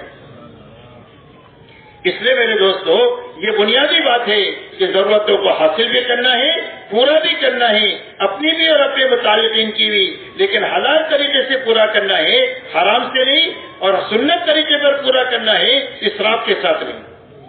اس لیے کہ اللہ والے فرماتے ہیں اسراف کی مثال آگ کی ہے. آگ، امت کا المیہ یہ نہیں ہے کہ امت کے پاس جان مال نہیں ہے. امت کے پاس جان بھی بہت ہے اور مال بھی بہت ہے، لیکن زندگی میں اسراف داخل ہو گیا. اور اسراف جب زندگی میں داخل ہو جاتا ہے تو وہ ساری جانی مالی طاقت کو کھا لیتا ہے. جیسے آگ جتنی بھی لکڑی ڈالو سب کو جلا دے گی. پاکستان کی لکڑی ساری ڈالو تو ساری جلا دے گی. ٹاول لاؤ دوسرے ملک کی ڈالو تو اس کو بھی جلا دے گی، اس کا پیٹ بھرتا ہی نہیں. ایسا اسراف ہے. جب اسراف زندگی میں آ جاتا ہے تو پوری جانی مالی طاقت کو یہ کھا لیتا ہے. نہ دعوت کے لیے بچے، نہ عبادت کے لیے بچے، یہاں تک کہ امت کے پاس جو دعوت کے لیے وقت نہیں ہے، اس لیے نہیں کہ وقت نہیں ہے، بلکہ اسراف نے سارے مال کو وقت کو کھا لیا ہے. ایسا ہی عبادت کے لیے بھی وقت نہیں بچا. اکثریت امت کی بے نمازی ہے. یہ کس نے کھا لیا؟ کا اسراف نے کھا لیا. ورنہ ہر ایک کے پاس وقت بھی ہے، ہر ایک کے پاس جان بھی ہے، دعوت کے لیے بھی ہے، عبادت کے لیے بھی ہے، اور اخلاق کے لیے بھی نہیں بچی جان مال، بلکہ اسراف نے کھا لیا. بوڑھے ماں باپ کو سنبھالنے کے لیے نہیں بچی. 10 بیٹے ہو کر اپنے بوڑھے ماں باپ کو سنبھال نہیں پاتے. بیوہ بہن ہو گئی، اس کو سنبھال نہیں پاتے. کا کیا ہوا؟ کا اسراف نے کھا لیا. اس لیے میرے دوستو اسراف سے بچنا یہ تبلیغ کی محنت، اپنی زندگیوں میں سے اسراف کو ختم کرنے کی محنت ہے. اس محنت کے ذریعے سے زندگیاں اسراف سے نکلے اور زندگیاں سادگی پر آئے اور زندگیاں ضرورت پر آئے. جب ضرورت پر زندگی آئے گی تو مال بھی بہت بچے گا، وقت بھی بہت بچے گا، جس کو ہم دعوت پر بھی لگا سکتے ہیں، عبادت بھی لگا سکتے ہیں، اللہ کی مخلوق پر راحت پہنچانے پر بھی لگا سکتے ہیں. اس لیے اپنی ضرورتوں کو حلال طریقے سے حاصل کرنا، سنت طریقے پر پوری کرنا، حرام سے بچنا اور اسراف سے بچنا. اس لیے علماء کے سامنے اپنے کمائی کی لائنوں کو پیش کرنا اور اس میں جو حرام ہے اس کو نکالنا، اس میں جو مشتبہ ہے اس کو نکالنا اور حلال پر آنا. حلال پر ہوں گے تو اتنی برکت ہوگی کہ ہمارا گھرانہ تو چلے گا، سینکڑوں گھرانے ہماری کمائی پر اللہ چلائیں گے. اللہ اتنی برکت دیں گے چھوٹے سے چھوٹے کاروبار میں کہ وہ تو پلے گا، سینکڑوں گھرانے اس کاروبار پر پلیں گے. اللہ اتنی برکتیں عطا فرمائیں گے اپنے خزانے سے. اسی کے ساتھ میرے محترم دوستو اپنی اخلاقی زندگی کو اچھے سے اچھی بنانا. اپنوں کو، پرایوں کو، سب کو ہمارے سے نفع پہنچنا چاہیے. دنیا میں ہمارا کوئی بھی دشمن نہیں ہے. ہمارا دشمن ہمارا نفس ہے اور ہمارا دشمن شیطان ہے اور ہمارا دشمن ہمارا برا ماحول ہے. باقی ہمارا کوئی بھی دشمن نہیں ہے. ہم تو ساری انسانیت کے ساتھ بھلائی کا معاملہ کریں گے، اپنوں کے ساتھ میں بھی اور دوسروں کے ساتھ میں بھی. پوری دنیا میں اسلام جو زندہ ہوگا وہ معاشرت کے راستے سے، معاملات کے راستے سے اور اخلاق کے راستے سے دنیا میں دین زندہ ہوگا. صحابہ دنیا میں جو پھرے ہیں وہ ایمان کے ساتھ، اعمال کے ساتھ اور اخلاق کے ساتھ پھرے. حالانکہ دنیا کی زبانیں نہیں جانتے تھے، لیکن پوری دنیا میں اسلام جو پھیلا ہے ان کی 3 بنیادوں کی وجہ سے پھیلا ہے: ایمانی طاقت سے، اعمال کی قوت سے اور اخلاق کی بلندی سے پوری دنیا میں اسلام پھیلا ہے۔ اس لیے میرے محترم دوستوں، اپنی اخلاقی زندگی کو اچھے سے اچھی بنانا، ہر ایک کو ہمارے سے راحت پہنچے، کسی کو بھی ہمارے سے تکلیف نہ پہنچے، یہ اخلاق کا خلاصہ ہے۔ حضور صلی اللہ علیہ وسلم نے اخلاق کو چند باتوں میں بتایا ہے، فرمایا اولین اور آخرین کے اخلاق ہے، اور حضور صلی اللہ علیہ وسلم کی پوری زندگی اس اخلاقی زندگی کا نمونہ ہے۔ آپ یہ فرماتے ہیں اخلاق کا خلاصہ اس میں ہے کہ جو تمہارے ساتھ برائی کرے اس کے ساتھ بھلائی کرو۔ برائی کرنے والے کے ساتھ برائی کرنا یہ اخلاق نہیں ہے، برائی کرنے والے کے ساتھ فرمایا بھلائی کرو۔ جو تمہارے پر ظلم و زیادتی کرے اس کو درگزر کرو، معاف کرو، اور جو رشتہ داری کو توڑے اس کو جوڑو، اس لیے کہ رشتہ داری کا معاملہ تو بڑا گمبھیر ہے۔ فرمایا کسی مجمع میں اگر کوئی قاطع رحم ہوتا ہے تو اس مجمع کی دعا قبول نہیں ہوتی۔ حضور صلی اللہ علیہ وسلم ایک مرتبہ ایک مجمع میں آئے اور آ کر یہ فرمایا اس مجمع میں اگر کوئی رشتہ داری توڑنے والا ہو تو ہمارے مجمع سے اٹھ جاوے، ہم ایک دعا کرنا چاہتے ہیں، اور اس مجمع میں جس میں رحم رشتہ داری توڑنے والا ہوتا ہے اس کی دعا قبول نہیں ہوتی۔ ایک صحابی گئے، رشتہ داری جوڑ کر آئے، فرمایا میں اس کے لیے گیا تھا، پھر آپ نے دعا مانگی۔ لیلۃ القدر میں دعا قبول نہیں ہوتی جو رشتہ داریوں کو توڑ کر جیتا ہے، بیت اللہ میں اس کی دعا قبول نہیں ہوتی۔ قیامت کے دن رشتہ داری اللہ سے کہے گی کہ اللہ جس نے مجھے توڑا دنیا میں اپنی رحمت سے اس کو توڑ دے، اور جس نے مجھے جوڑا اپنی رحمت سے اس کو جوڑ دے۔ اس لیے جو رشتہ داری توڑے اس کے ساتھ رشتہ داری کو جوڑنا، کبھی رشتہ داری کو توڑنا نہیں چاہیے، ہر حال میں رشتہ داری نبھانا چاہیے۔ بہت آپ کا جی نہیں چاہتا ہے دوستی نہ بڑھائیں، لیکن دعا سلام رکھنی چاہیے، اور کبھی مصیبت تکلیف میں ہاتھ بٹانا چاہیے تاکہ رشتہ داری باقی رہے۔ اسی کے ساتھ فرمایا کہ جو تمہیں چائے پانی کا نہ پوچھے اس کو کھلاؤ پلاؤ، یا اولین اور آخرین کے اخلاق ہے، جو تم کو چائے پانی کا نہ پوچھے اس کو کھلاؤ پلاؤ۔ حضور پاک صلی اللہ علیہ وسلم جب مکہ مکرمہ میں فاتحانہ طور پر داخل ہوئے ہیں سن 8 ہجری میں، کہ جہاں پر سے آپ کو رات کے اندھیرے میں نکلنا پڑا ہے اور مکے والوں نے آپ کو وہاں رہنے نہیں دیا، ایسے حالات آپ کے لیے پیدا فرمائے، جب آپ فاتحانہ طور پر مکہ میں داخل ہوئے ہیں تو آپ نے بیت اللہ کی چوکھٹ پکڑ کر یہ فرمایا یہ بتاؤ میں تمہارے ساتھ کیا معاملہ کروں گا۔ مکے والوں نے کہا اخن کریم ابن اخن کریم، فرمایا آپ تو بھلے ہیں، بھلوں کی اولاد ہیں، ہم آپ سے بھلائی کی امید رکھتے ہیں۔ فرمایا میں تمہارے ساتھ وہ معاملہ کروں گا جو میرے بھائی یوسف نبی نے اپنے بھائیوں کے ساتھ کیا، کہ جن بھائیوں نے حالات لائے یوسف علیہ السلام پر، جب یہ بھوکے ان کے پاس آئے ہیں تو حضرت یوسف علیہ السلام نے فرمایا لا تثریب علیکم اليوم، فرمایا کوئی تمہارے پر لان تان نہیں، اللہ تم کو معاف کر دے، ہم نے تم کو معاف کر دیا۔ آپ نے فرمایا انتم الطلقاء، جاؤ تم سارے آزاد ہو۔ مکہ والے کہتے ہیں ہمیں ایسا معلوم ہو رہا تھا کہ ہم اپنی قبروں سے اٹھے ہیں اور ہم کو نئی زندگی ملی ہے، حالانکہ مکہ میں وہ لوگ موجود ہیں جنہوں نے آپ کے راستے میں کانٹے بچھائے ہیں، آپ کے اوپر اونٹ کی ہوئی ڈالی ہے، آپ کی بیٹی حضرت زینب کو نیزہ مارا ہے، آپ کے خباب خبیر عبار اور یاسر اور سمیہ کو تکلیفیں پہنچائی اور شہید کیا ہے، لیکن آپ نے کسی سے بدلہ نہیں لیا اور آپ نے سب کو کہا انتم الطلقاء۔ آپ ایک اخلاقی کی زندگی لے کر آئے ہیں جس کے نتیجے میں پورا حجاز اور حجاز کے راستے سے پورا عالم اسلام کی طرف آیا ہے، وہ اس مبارک زندگی کے راستے سے آیا ہے۔ اس لیے میرے دوستوں اپنی اخلاقی زندگی اچھے سے اچھی بنانا تاکہ اپنے اور پرائے سارے کے سارے ہم سے راحت پہنچائیں۔ جب اخلاقی زندگی دنیا میں عام ہو جائے گی تو اللہ تعالیٰ اس کے راستے سے انسانیت کو ہدایت کے رخ پر ڈالیں گے۔ اسی کے ساتھ ہماری زندگی کا مقصد اللہ کو بنانا اور اپنی آخرت کو بنانا۔ ہم دنیا میں ملک و مال کے لیے آئے ہی نہیں ہیں، ملک و مال کے لیے اللہ نے ہم کو پیدا ہی نہیں کیا ہے، اللہ نے ہم کو تو آخرت کے لیے اور اپنی رضا والی زندگی جینے کے لیے اور رضا والی زندگی پر مرنے کے لیے پیدا کیا ہے۔ حضور پاک صلی اللہ علیہ وسلم نے پوری امت کو آخرت کی بنیاد پر اٹھایا ہے، ملک و مال کی بنیاد پر نہیں اٹھایا۔ حالانکہ آپ کے علم میں یہ بات تھی کہ ہماری محنت کا انجام یہ ہے کہ بڑی بڑی حکومتیں فتح ہوگی، اسی لیے سراقہ کو ہجرت کے موقع یہ فرمایا کہ سراقہ اس وقت تمہارا کیا حال ہوگا جب کسریٰ کے کنگن تمہارے ہاتھ میں ہوں گے۔ اس بے سر و سامانی میں اور اس غربت کے حال میں آپ کسریٰ کے کنگن کی بشارت دے رہے، آپ کو معلوم تھا کہ اس کا انجام یہ ہے۔ عدی بن حاتم آئے، آپ نے کہا تم اسلام کیوں نہیں قبول کرتے؟ کہ میں ایک مذہب کا ماننے والا ہوں. آپ نے فرمایا تمہارے مذہب کو میں تم سے زیادہ جانتا ہوں. تم جو اپنی قوم کا مال کھاتے ہو تمہارے مذہب میں حلال ہے. تو شرم کے ماگے ان کی نگاہیں جھک گئی. آپ نے فرمایا میں بتاؤں کہ اسلام قبول نہیں کرتے. تم اسلام اس لیے قبول نہیں کرتے کہ ہمارے چاروں طرف کمزور لوگ ہیں جن کے پاس کپڑے نہیں ہیں, ایک دوسرے کی اونٹ پہ بیٹھتے ہیں تاکہ ستن نہ کھل جائے. پوری سب کی سب بھوک کی وجہ سے گر جا رہی ہے. سواریاں ان کے پاس نہیں ہیں. 10 آدمی باری باری ایک سوار پر سوار ہوتے ہیں, پیدل چلتے ہیں, پیدل چلتے ہوئے پیر پھٹ جائے چیتڑے باندھ کر چلتے ہیں, اور تم بڑے آدمی ہو تم سوچتے ہو ان غریبوں کے ساتھ ہم کیسے رہیں. آپ نے فرمایا عادی یہ جانتے ہو اس کسرا ابن ہرمز کو جانتے ہو؟ فرمایا اللہ کے نبی جانتا ہوں. فرمایا کسرا ابن ہرمز کے خزانے فتح ہوں گے اور اس کے فتح کرنے والوں میں تم بھی ہوں گے. اور یہ مدینہ کی سرزمین جو تنگی کی جگہ تم کو نظر آ رہی ہے, اللہ ایک دن ایسا لائیں گے کہ سارے زکات دینے والے ہوں گے, کوئی زکات کا لینے والا نہیں ہوگا. اور پوری دنیا میں امن و امان اتنا ہوگا کہ ہر ایک کی جان محفوظ ہوگی, ہر ایک کا مال محفوظ ہوگا, ہر ایک کی آبرو محفوظ ہوگی. ہماری محنت کے اثرات پورے عالم میں یہ پڑیں گے. اس لیے میرے دوستوں لیکن آپ نے ان کو ملک و مال کی بنیاد پر نہیں اٹھایا, آپ نے ان کو آخرت کی بنیاد پر اٹھایا.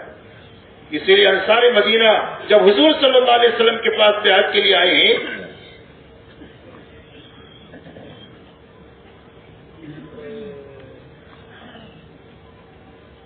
تو انہوں نے آپ سے فرمایا علمانو بیا کہ رسول اللہ, اللہ کے رسول آپ ہم سے کس چیز کا بیعت لینا چاہتے ہیں؟ یعنی اگر آپ کا دامن ہم تھامیں گے تو ہم کو کیا کرنا پڑے گا, کیا شرائط ہے آپ کے کام کی؟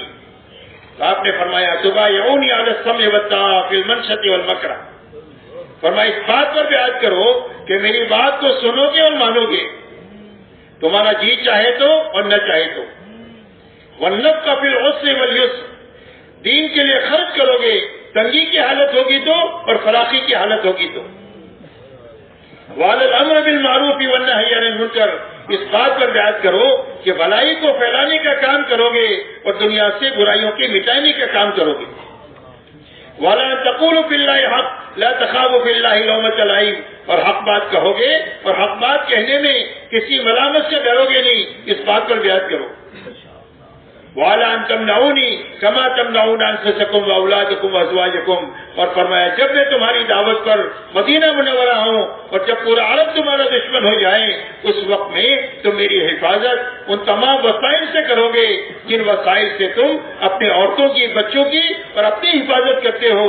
تو ایک صحابی نے کھڑے ہو کر کہا اللہ کے رسول یہ شرائط ہم پوری کریں گے تو اس پر ہم کو کیا ملے گا؟ آپ نے یہ فرمایا نہیں کہ ملک و مال ملے گا, آپ نے فرمایا وَلَكُمُ الْجَنَّةُ, اللہ اس کے بدلے میں تمہیں جنت دیں گے. اور جس کی جنت بنے گی یقینی طور پر اس کی دنیا بنے گی. یہ دنیا جنت کا آخرت کا سایہ ہے. جس کی آخرت بننا شروع ہوگی اس کے بناؤ کے آثار دنیا میں ظاہر ہوں گے حیات طیبہ کی شکل میں, اور جس کی آخرت اجڑے گی اس کے اجاڑ کے آثار دنیا میں معیشت دنکا کی شکل میں ہوں گے. کہ اسباب اور وسائل ہوں گے لیکن مرنا پسند کرے گا جینے کے بجائے. اب دیکھ لو دنیا میں جو لوگ خودکشیاں کرتے ہیں وہ بھوکے لوگ نہیں کرتے, وہ لوگ کرتے ہیں جن کے پاس سارے وسائل ہیں لیکن اللہ نے زندگی کو اتنا تنگ کر دیا کہ جینے کے بجائے مرنے کو پسند کرتے ہیں, حالانکہ ان کو معلوم نہیں ہے کہ مرنے کے بعد میں مصیبتوں کے وہ پہاڑ ٹوٹیں گے کہ دنیا کی ساری مصیبتیں اس کے سامنے ایک ذرے کی بھی حیثیت نہیں رہتی. اس لیے میرے محترم بزرگوں دوستو, حضور صلی اللہ علیہ وسلم نے پوری امت کو آخرت کی بنیاد پر اٹھایا ہے کہ ہم دنیا میں اللہ کی رضا کے لیے اور آخرت بنانے کے لیے آئے ہیں. جب ہماری آخرت بننا شروع ہوگی اللہ راضی ہو جائیں گے تو دنیا تو سلوٹوں میں اللہ دیں گے. دنیا تو اللہ نے ایمان والوں کے لیے بنائی ہے. جب تک ایمان والا دنیا میں ہے دنیا باقی ہے. جب ایک بھی ایمان والا نہیں ہوگا اللہ دنیا کو ختم کر دیں گے. وَلَقَدْ كَتَبْنَا فِي الزَّبُورِ مِن بَعْدِ الذِّكْرِ أَنَّ الْأَرْضَ يَرِثُهَا عِبَادِيَ الصَّالِحِينَ. اللہ فرماتے ہم نے زبور میں یہ بات لکھ دی ہے کہ زمین کے وارث صرف نیک لوگ ہوں گے.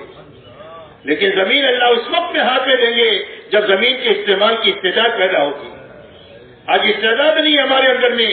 جب تھوڑی سی جان مال ملک و مال آتا ہے تو ہمارا نشہ ہم نشے میں آ جاتے ہیں اور انسانوں کے ساتھ انصاف کے بجائے ظلم پر آ جاتے ہیں. تو ایسی حالت میں اللہ دنیا نہیں دیں گے.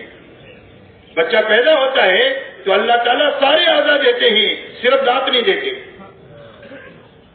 دانت کیوں نہیں دیتے؟ اس لیے نہیں دیتے کہ اس کے معدے میں روٹی بوٹی ہضم کرنے کی استعداد نہیں ہے، اس لیے اللہ اس کو دانت نہیں دیتے۔ اور جب اس میں استعداد پیدا ہوتی ہے روٹی بوٹی ہضم کرنے کی تو آہستہ آہستہ اللہ دانت نکالنا شروع ہوتے ہیں۔ جب استعداد پوری ہو جاتی ہے تو 32 دانت پورے آ جاتے ہیں، اور بڑھاپے میں استعداد کمزور ہو جاتی ہے تو دانت نکال دیتے واپس۔ لیکن کچھ لوگ نقلی دانت لگا دیتے اس چاری میں اور پریشان رہتے ہیں۔ ایسا ہی میرے دوستو، امت میں جب جان مال اور ملک و مال استعمال کرنے کی طاقت پیدا ہوگی، اور طاقت پیدا ہونے کے معنی یہ ہے کہ اللہ قرآن میں فرماتے ہیں الذین مکناہم فی الارض اقاموا الصلاۃ وآتوا الزکاۃ وامروا بالمعروف ونہوا عن المنکر وللہ عاقبۃ الامور۔ اللہ فرماتے ہیں کہ اگر ان کو طاقت دیں گے ہم دنیا میں تو کیا کریں گے؟ فرمایا نماز قائم کریں گے دنیا میں، اور یہ زکوٰۃ ادا کریں گے، اور یہ دنیا میں بھلائیوں کو قائم کریں گے، اور یہ برائیوں کو مٹائیں گے۔ جب یہ کام کرنے کی استعداد پیدا ہوگی تو اللہ ملک و مال اپراون کے طور پر دیں گے۔ ہمارا مقصد اللہ ہے اور آخرت ہے۔ جب اس مقصد پر ہماری زندگی آئے گی تو اللہ تعالیٰ دنیا میں بھلائی کے عام کرنے کے لیے اور انسانیت کو جنت کے راستے پر ڈالنے کے لیے جن چیزوں کی ضرورت ہوگی اللہ اپنے خزانے سے ہم کو دیں گے۔ اس لیے میرے دوستو، اللہ تعالیٰ نے یہ مبارک زندگی حضور صلی اللہ علیہ وسلم کے ذریعے سے ساری انسانیت پر رحم فرما کر عطا فرمائی ہے۔ ہمارے جتنے مسائل ہیں، ہماری نسلوں کے جتنے مسائل ہیں اور انسانیت کے جتنے مسائل ہیں، اس مسائل کے حل ہونے کا واحد راستہ اس مبارک زندگی کا دنیا میں زندہ ہونا ہے۔ اس کے بغیر مسائل حل نہیں ہو سکتے۔ امت کے اور انسانیت کے مسائل دن بدن بڑھتے ہی چلے جائیں گے۔ مسائل کا حل صرف اس زندگی میں ہے جو زندگی حضور پاک صلی اللہ علیہ وسلم لے کر کے آئے۔ آپ اچھی طرح جانتے ہیں کہ جب آپ نے کام شروع کیا ہے تو جہالت آخری درجے کی تھی، گمراہی آخری درجے کی تھی، بھوک بھرا آخری درجے کا تھا، دشمنیاں اور مخالفتیں آخری درجے کی تھی۔ اللہ تعالیٰ نے ساری جہالت کو ختم کیا ہے اور آپ نے ساری گمراہی کو اللہ تعالیٰ نے ختم کیا ہے اور ان کے بھوک بھرے کو ختم کیا ہے، ان کی دشمنیوں کو ختم کر کے سب کو بھائی بھائی بنایا ہے۔ وہ صرف اس مبارک زندگی کے راستے سے کیا ہے۔ آئیے مبارک زندگی ہمارے اندر زندہ ہو جائے، ہمارے گھرانوں میں، ہمارے محلوں میں، ہمارے شہروں میں، ہمارے ملکوں میں اور پوری دنیا میں جہاں جہاں مسلمان آباد ہے۔ پوری دنیا کا کوئی کونا ایسا نہیں ہے کہ جہاں مسلمان نہ ہو۔ جب مسلمان اس زندگی پر آ جائیں گے تو اللہ تعالیٰ پوری دنیا میں انسانیت کی ہدایت کے لیے ہدایت کے وہ راہیں ہموار کریں گے کہ انسانیت ہدایت کی طرف، جنت کے راستے کی طرف، اللہ کی رضا کی طرف ایسے آئے گی جیسا بھوکا کھانے کی طرف آتا ہے، پیاسا پانی کی طرف آتا ہے اور دھوپ پہ چلنے والا چھاؤ کی طرف آتا ہے۔ پوری دنیا کا پروپیگنڈا ان کو حق قبول کرنے سے روک نہیں سکتا۔ لیکن میرے محترم دوستو، یہ مبارک زندگی کے زندہ ہونے کا ایک ہی راستہ ہے اور وہ راستہ اپنی محنت کو صحیح کرنا ہے۔ حضور صلی اللہ علیہ وسلم کے زمانے میں یہ مبارک زندگی جو زندہ ہوئی ہے وہ محنت کے صحیح رخ کی وجہ سے زندہ ہوئی۔ اللہ نے دنیا کے سارے نظام کو محنت کے ساتھ چلایا ہے۔ دنیا کے اندر میں جتنی ترقیات آپ کو نظر آ رہی ہے، بڑی بڑی بلڈنگیں ہیں، تیز رفتار سواریاں ہیں، کھانے پینے کے، رہنے سہنے کے جتنے نئے نئے اسباب پیدا ہوئے ہیں، یہ انسانوں کی محنت کا ثمرہ ہے۔ انسانوں نے اپنی جان لگائی، مال لگائی، صلاحیت لگائی تو دنیا کی رونق بڑھ گئی۔ ایسا ہی دین زندگیوں میں حقیقت کے ساتھ آنے کے لیے اور پوری دنیا کے اندر میں جینے کے لیے بھی ایک ہی راستہ ہے اور وہ صرف محنت کو صحیح کرنا ہے۔ حضور صلی اللہ علیہ وسلم نے 23 سالہ دور نبوت میں اپنی صحبت میں صحابہ کو رکھ کر کے ان کی محنت کا رخ صحیح کیا کہ ہر ایمان والا اپنی جان مال ایمان کے سیکھنے پر لگائے اور ایمان کے پھیلانے پر لگائے، یعنی دعوت اللہ پر لگائے جتنا کہ دعوت کا تقاضا ہے۔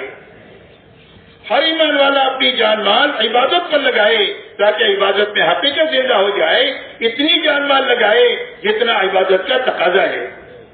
اپنی جان مال کو اللہ کی مخلوق کو راحت پہنچانے پر، یتیموں پر، بیواؤں پر، مسکینوں پر، محتاجوں پر، مقروضین پر، بیماروں پر اپنی جان مال لگائے جتنا اخلاق کا تقاضا ہے، اور اپنی ضرورتوں میں اور اپنے متعلقین کی ضرورتوں کے حاصل کرنے میں بھی لگے، پورا کرنے میں بھی لگے، لیکن بقدر ضرورت لگے، اسراف سے بچ کر کے لگے۔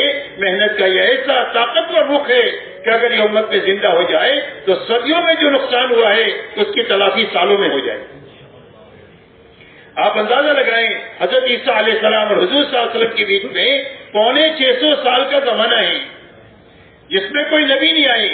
انسانوں میں جہالت آخری درجے کی اور انسانوں میں گمراہی آخری درجے کی, اور یہ ساری جہالت اور گمراہی صرف 23 سالہ محنت کے نتیجے میں ختم ہو گئی. سارا بھوک مارا ختم ہو گیا, ساری مخالفتیں دشمنیاں ختم ہو گئی اور بھائی چارہ قائم ہو گیا. جو جان لینے والے تھے وہ جان دینے والے بنے. اتنا بڑا کام جو ہوا ہے وہ محنت صحیح کرنے کے نتیجے میں ہوا. میرے محترم دوستو, دعوت اور تبلیغ کی محنت کے ذریعے سے امت میں محنت کا یہ رخ قائم کرنا مقصود ہے. مولانا الیاس صاحب رحمۃ اللہ علیہ سے پوچھا گیا کہ آپ اس محنت سے کیا چاہتے ہیں, آپ اس محنت سے کیا چاہتے ہیں؟ فرمایا میں اس محنت سے یہ چاہتا ہوں کہ امت اس محنت کو کرتے کرتے اس سطح تک پہنچ جائے جہاں حضور صلی اللہ علیہ وسلم امت کو چھوڑ کر گئے تھے. یہ ہماری منزل ہے. ہماری منزل چلا 4 مہینہ 3 دن مقامی کام نہیں ہے, یہ ابتدائی مرحلہ ہے, یہ ابتدائی محنت ہے. جیسے الف باتا پڑھا جاتا ہے قرآن پڑھنے کے لیے, ABCD پڑھا جاتا ہے ڈاکٹر انجینئر بننے کے لیے, ایسا ہی محنت کے اس رخ تک پہنچنے کے لیے جو کار نبوت ہے اور اس کے اندر بھی اتنی زبردست طاقت ہے, وہاں تک پہنچنے کے لیے اللہ نے یہ محنت ہم کو عطا فرمائی. تو فرمایا حضور صلی اللہ علیہ وسلم امت کو جہاں چھوڑ کر گئے تھے دوبارہ امت اس سطح پر پہنچ جائے, میں اس محنت سے یہ چاہتا ہوں. تو امت کو آپ نے کہاں پر چھوڑا؟ حضور صلی اللہ علیہ وسلم نے امت کو 2 بنیادوں پر چھوڑا. ایک تو ہر فرد امت میں پورا دین اپنی حقیقت کے ساتھ تھا, ایک بنیاد یہ تھی امت میں. دوسری بنیاد یہ تھی کہ 100% ایمان والوں نے اپنی جان مال کو اللہ کے دین کے لیے بے قیمت بنایا تھا کہ ایک جان کی ضرورت ہے تو ایک جان لگائیں گے, اور 1000 جانیں لگانے کی ضرورت ہے تو 1000 جانیں لگائیں گے. بے درے 1 روپیہ لگانے کا تقاضا ہے 1 لگائیں گے, اور جھاڑو مار کر لگانے کا تقاضا ہے تو جھاڑو مار کر پورا لگائیں گے, اس یقین پر کہ اللہ پر لگا دیں گے تو اللہ ہم کو اجاڑیں گے نہیں, اللہ آباد کر دیں گے. یہ 2 بنیادیں 100% صحابہ میں تھی جس پر اللہ نے ایک چھوٹی اور ایک کمزور جماعت کے ہاتھوں اتنا بڑا کام کیا. صحابہ کی جماعت تھوڑی بھی ہے اور کمزور بھی ہے, لیکن اللہ نے اتنا بڑا کام اس سے پوری دنیا کی ہدایت کا جو لیا اور انسانیت کے سویا ہوئے نصیب کو جو جگایا ہے وہ ان 2 بنیادوں کی وجہ سے بن جائے. ایک دین اور دین کی وہ محنت کی شکل جو اللہ کی پسندیدہ تھی جس کی بنیاد پر اتنا بڑا کام ہوا. دعوت کی محنت سے یہ مقصود ہے کہ ایک مجمع دنیا میں ایسا بنے جس میں یہ 2 بنیادیں زندہ ہو جائے. ہم نہیں جانتے کتنا مجمع, 100 سے کام ہو جائے گا, 1000 سے کام ہو جائے گا, 5000 سے ہو جائے گا, 5 لاکھ سے کام ہوگا, یہ ہم نہیں جانتے, لیکن کام اس وقت میں ہوگا جب ایک مجمع امت میں ایسا بنے جن میں یہ 2 بنیادیں زندہ ہو جائے. اللہ اس مجمع سے وہ کام لیں گے جو کام اللہ نے صحابہ سے لیا. اگر یہ کمزور ہوں گے تو اللہ اپنی قوت ان کے ساتھ ملا کر ان کو قوی بنا دیں گے, اور اگر یہ تھوڑے ہوں گے تو اللہ اپنے لشکروں کو ان کے ساتھ کر کے اللہ ان کو زیادہ کر دیں گے. اس لیے کہ اللہ کے بڑے لشکر ہیں, وما یعلم جنود ربک الا ہو, تیرے رب کے لشکروں کو کوئی نہیں جانتا اللہ کے سوا کہ مدد کریں گے تو کس راستے سے کریں گے اور کسی کی پکڑ کریں گے تو کس راستے سے کریں گے. اللہ کے پاس مدد کے لامحدود اسباب ہے اور پکڑنے کے بھی لامحدود اسباب ہے. اللہ کمزوری کو اور قلت کو اپنے لشکروں سے اور اپنی قوت سے دور کر کے اللہ اس مجمع سے کام لیں گے اور اللہ ان کو دنیا میں خیر کے پھیلنے کا سرچشمہ بنائیں گے, اور اللہ تعالیٰ انسانیت کے سوئے نصیب کو ان لوگوں کے کندھے پر رکھ کر جگا دیں گے, اور اللہ تعالیٰ انسانیت کو دوبارہ ہدایت کے رخ پر ڈالیں گے, ذریعہ اس مجمع کو بنائیں گے. اس لیے میرے دوستو وہاں تک پہنچنے کے لیے ہماری محنت میں سب سے پہلی بنیاد اچھا وقت لگانا ہے. 4 مہینہ سب سے پہلی بنیاد ہے کہ ایک مرتبہ 4 مہینہ ایسا اچھا لگائیں کہ دلوں کا رخ صحیح ہو جائے, فکر صحیح ہو جائے.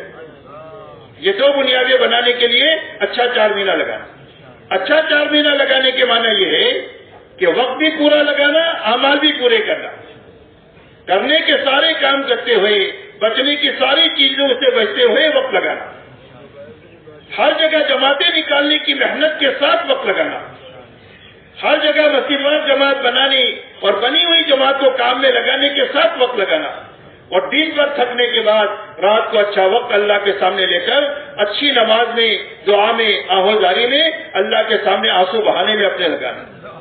میرے دوستو یقین مانو ہمارے مسائل آنسوؤں کے راستے سے حل ہوں گے، دن میں تھکیں گے، رات کو اللہ کے سامنے روئیں گے تو یہ تھکنا اور رونا یہ ہمارے مسائل کو حل کر دے گا۔ اتنی زبردست طاقت اس میں ہے۔ اس لیے میرے محترم دوستو ایسا اچھا 4 مہینہ لگانا کہ زندگی کا رخ بھی صحیح ہو جائے، فکر بھی صحیح ہو جائے۔ جب فکر صحیح ہو جائے گا تو محنت کا رخ آہستہ آہستہ صحیح ہو جائے گا، ورنہ محنت ادھوری رہے گی، اور ادھوری محنت سے ادھورے کام ہوں گے۔ محنت پوری ہوگی تو کام پورا ہو جائے گا۔ اس کے لیے محنت پوری ہونے کے لیے ضروری ہے کہ دلوں کا رخ صحیح ہونا چاہیے اور فکر صحیح ہونا چاہیے۔ تو دل کا رخ صحیح ہوگا اور فکر صحیح ہوگا، وہ اچھا 4 مہینہ لگانے کے نتیجے میں ہوگا۔ پھر اس کے بعد تو آدمی کا ہر قدم اس کو اللہ کی اور جنت کے قریب کرے گا۔ دعوت کا کام کر کے اللہ کی اور جنت کے قریب ہوگا، عبادت کر کے اللہ کی اور جنت کے قریب ہوگا، کمانے میں لگنے کر کے اللہ کی اور جنت کے قریب ہوگا، اپنے بیوی بچوں میں رہ کر یہ اللہ کی جنت کے قریب ہوگا۔ رخ صحیح ہونا چاہیے اور فکر صحیح ہونا چاہیے۔ اس کے لیے اچھا 4 مہینہ لگانا۔ اب میرے دوستو جس سے اچھا 4 مہینہ ابھی تک نہیں لگا، صرف اجتماع میں شریک ہوئے، وہ پہلے کھڑے ہو کر کہے کہ انشاءاللہ ہم 4 مہینہ لگائیں گے۔ پہلے 4 مہینہ لگانے والے کھڑے ہوں، جن کا 4 مہینہ نہیں لگا وہ ساتھی کھڑے ہو، پہلے جن کا 4 مہینے نہیں لگا وہ ساتھی کھڑے ہو کر کہے کہ انشاءاللہ اچھا 4 مہینہ لگائیں گے۔ اللہ تعالیٰ قبول فرمائے، ایمان والے برکت عطا فرمائے، ساری رکاوٹوں کو اللہ دور فرمائے، اللہ تعالیٰ دنیا بھی اچھی بنائے، آخرت بھی اللہ اچھی بنائے۔ ماشاء اللہ ماشاء اللہ۔ بھائی محمد اکرام صاحب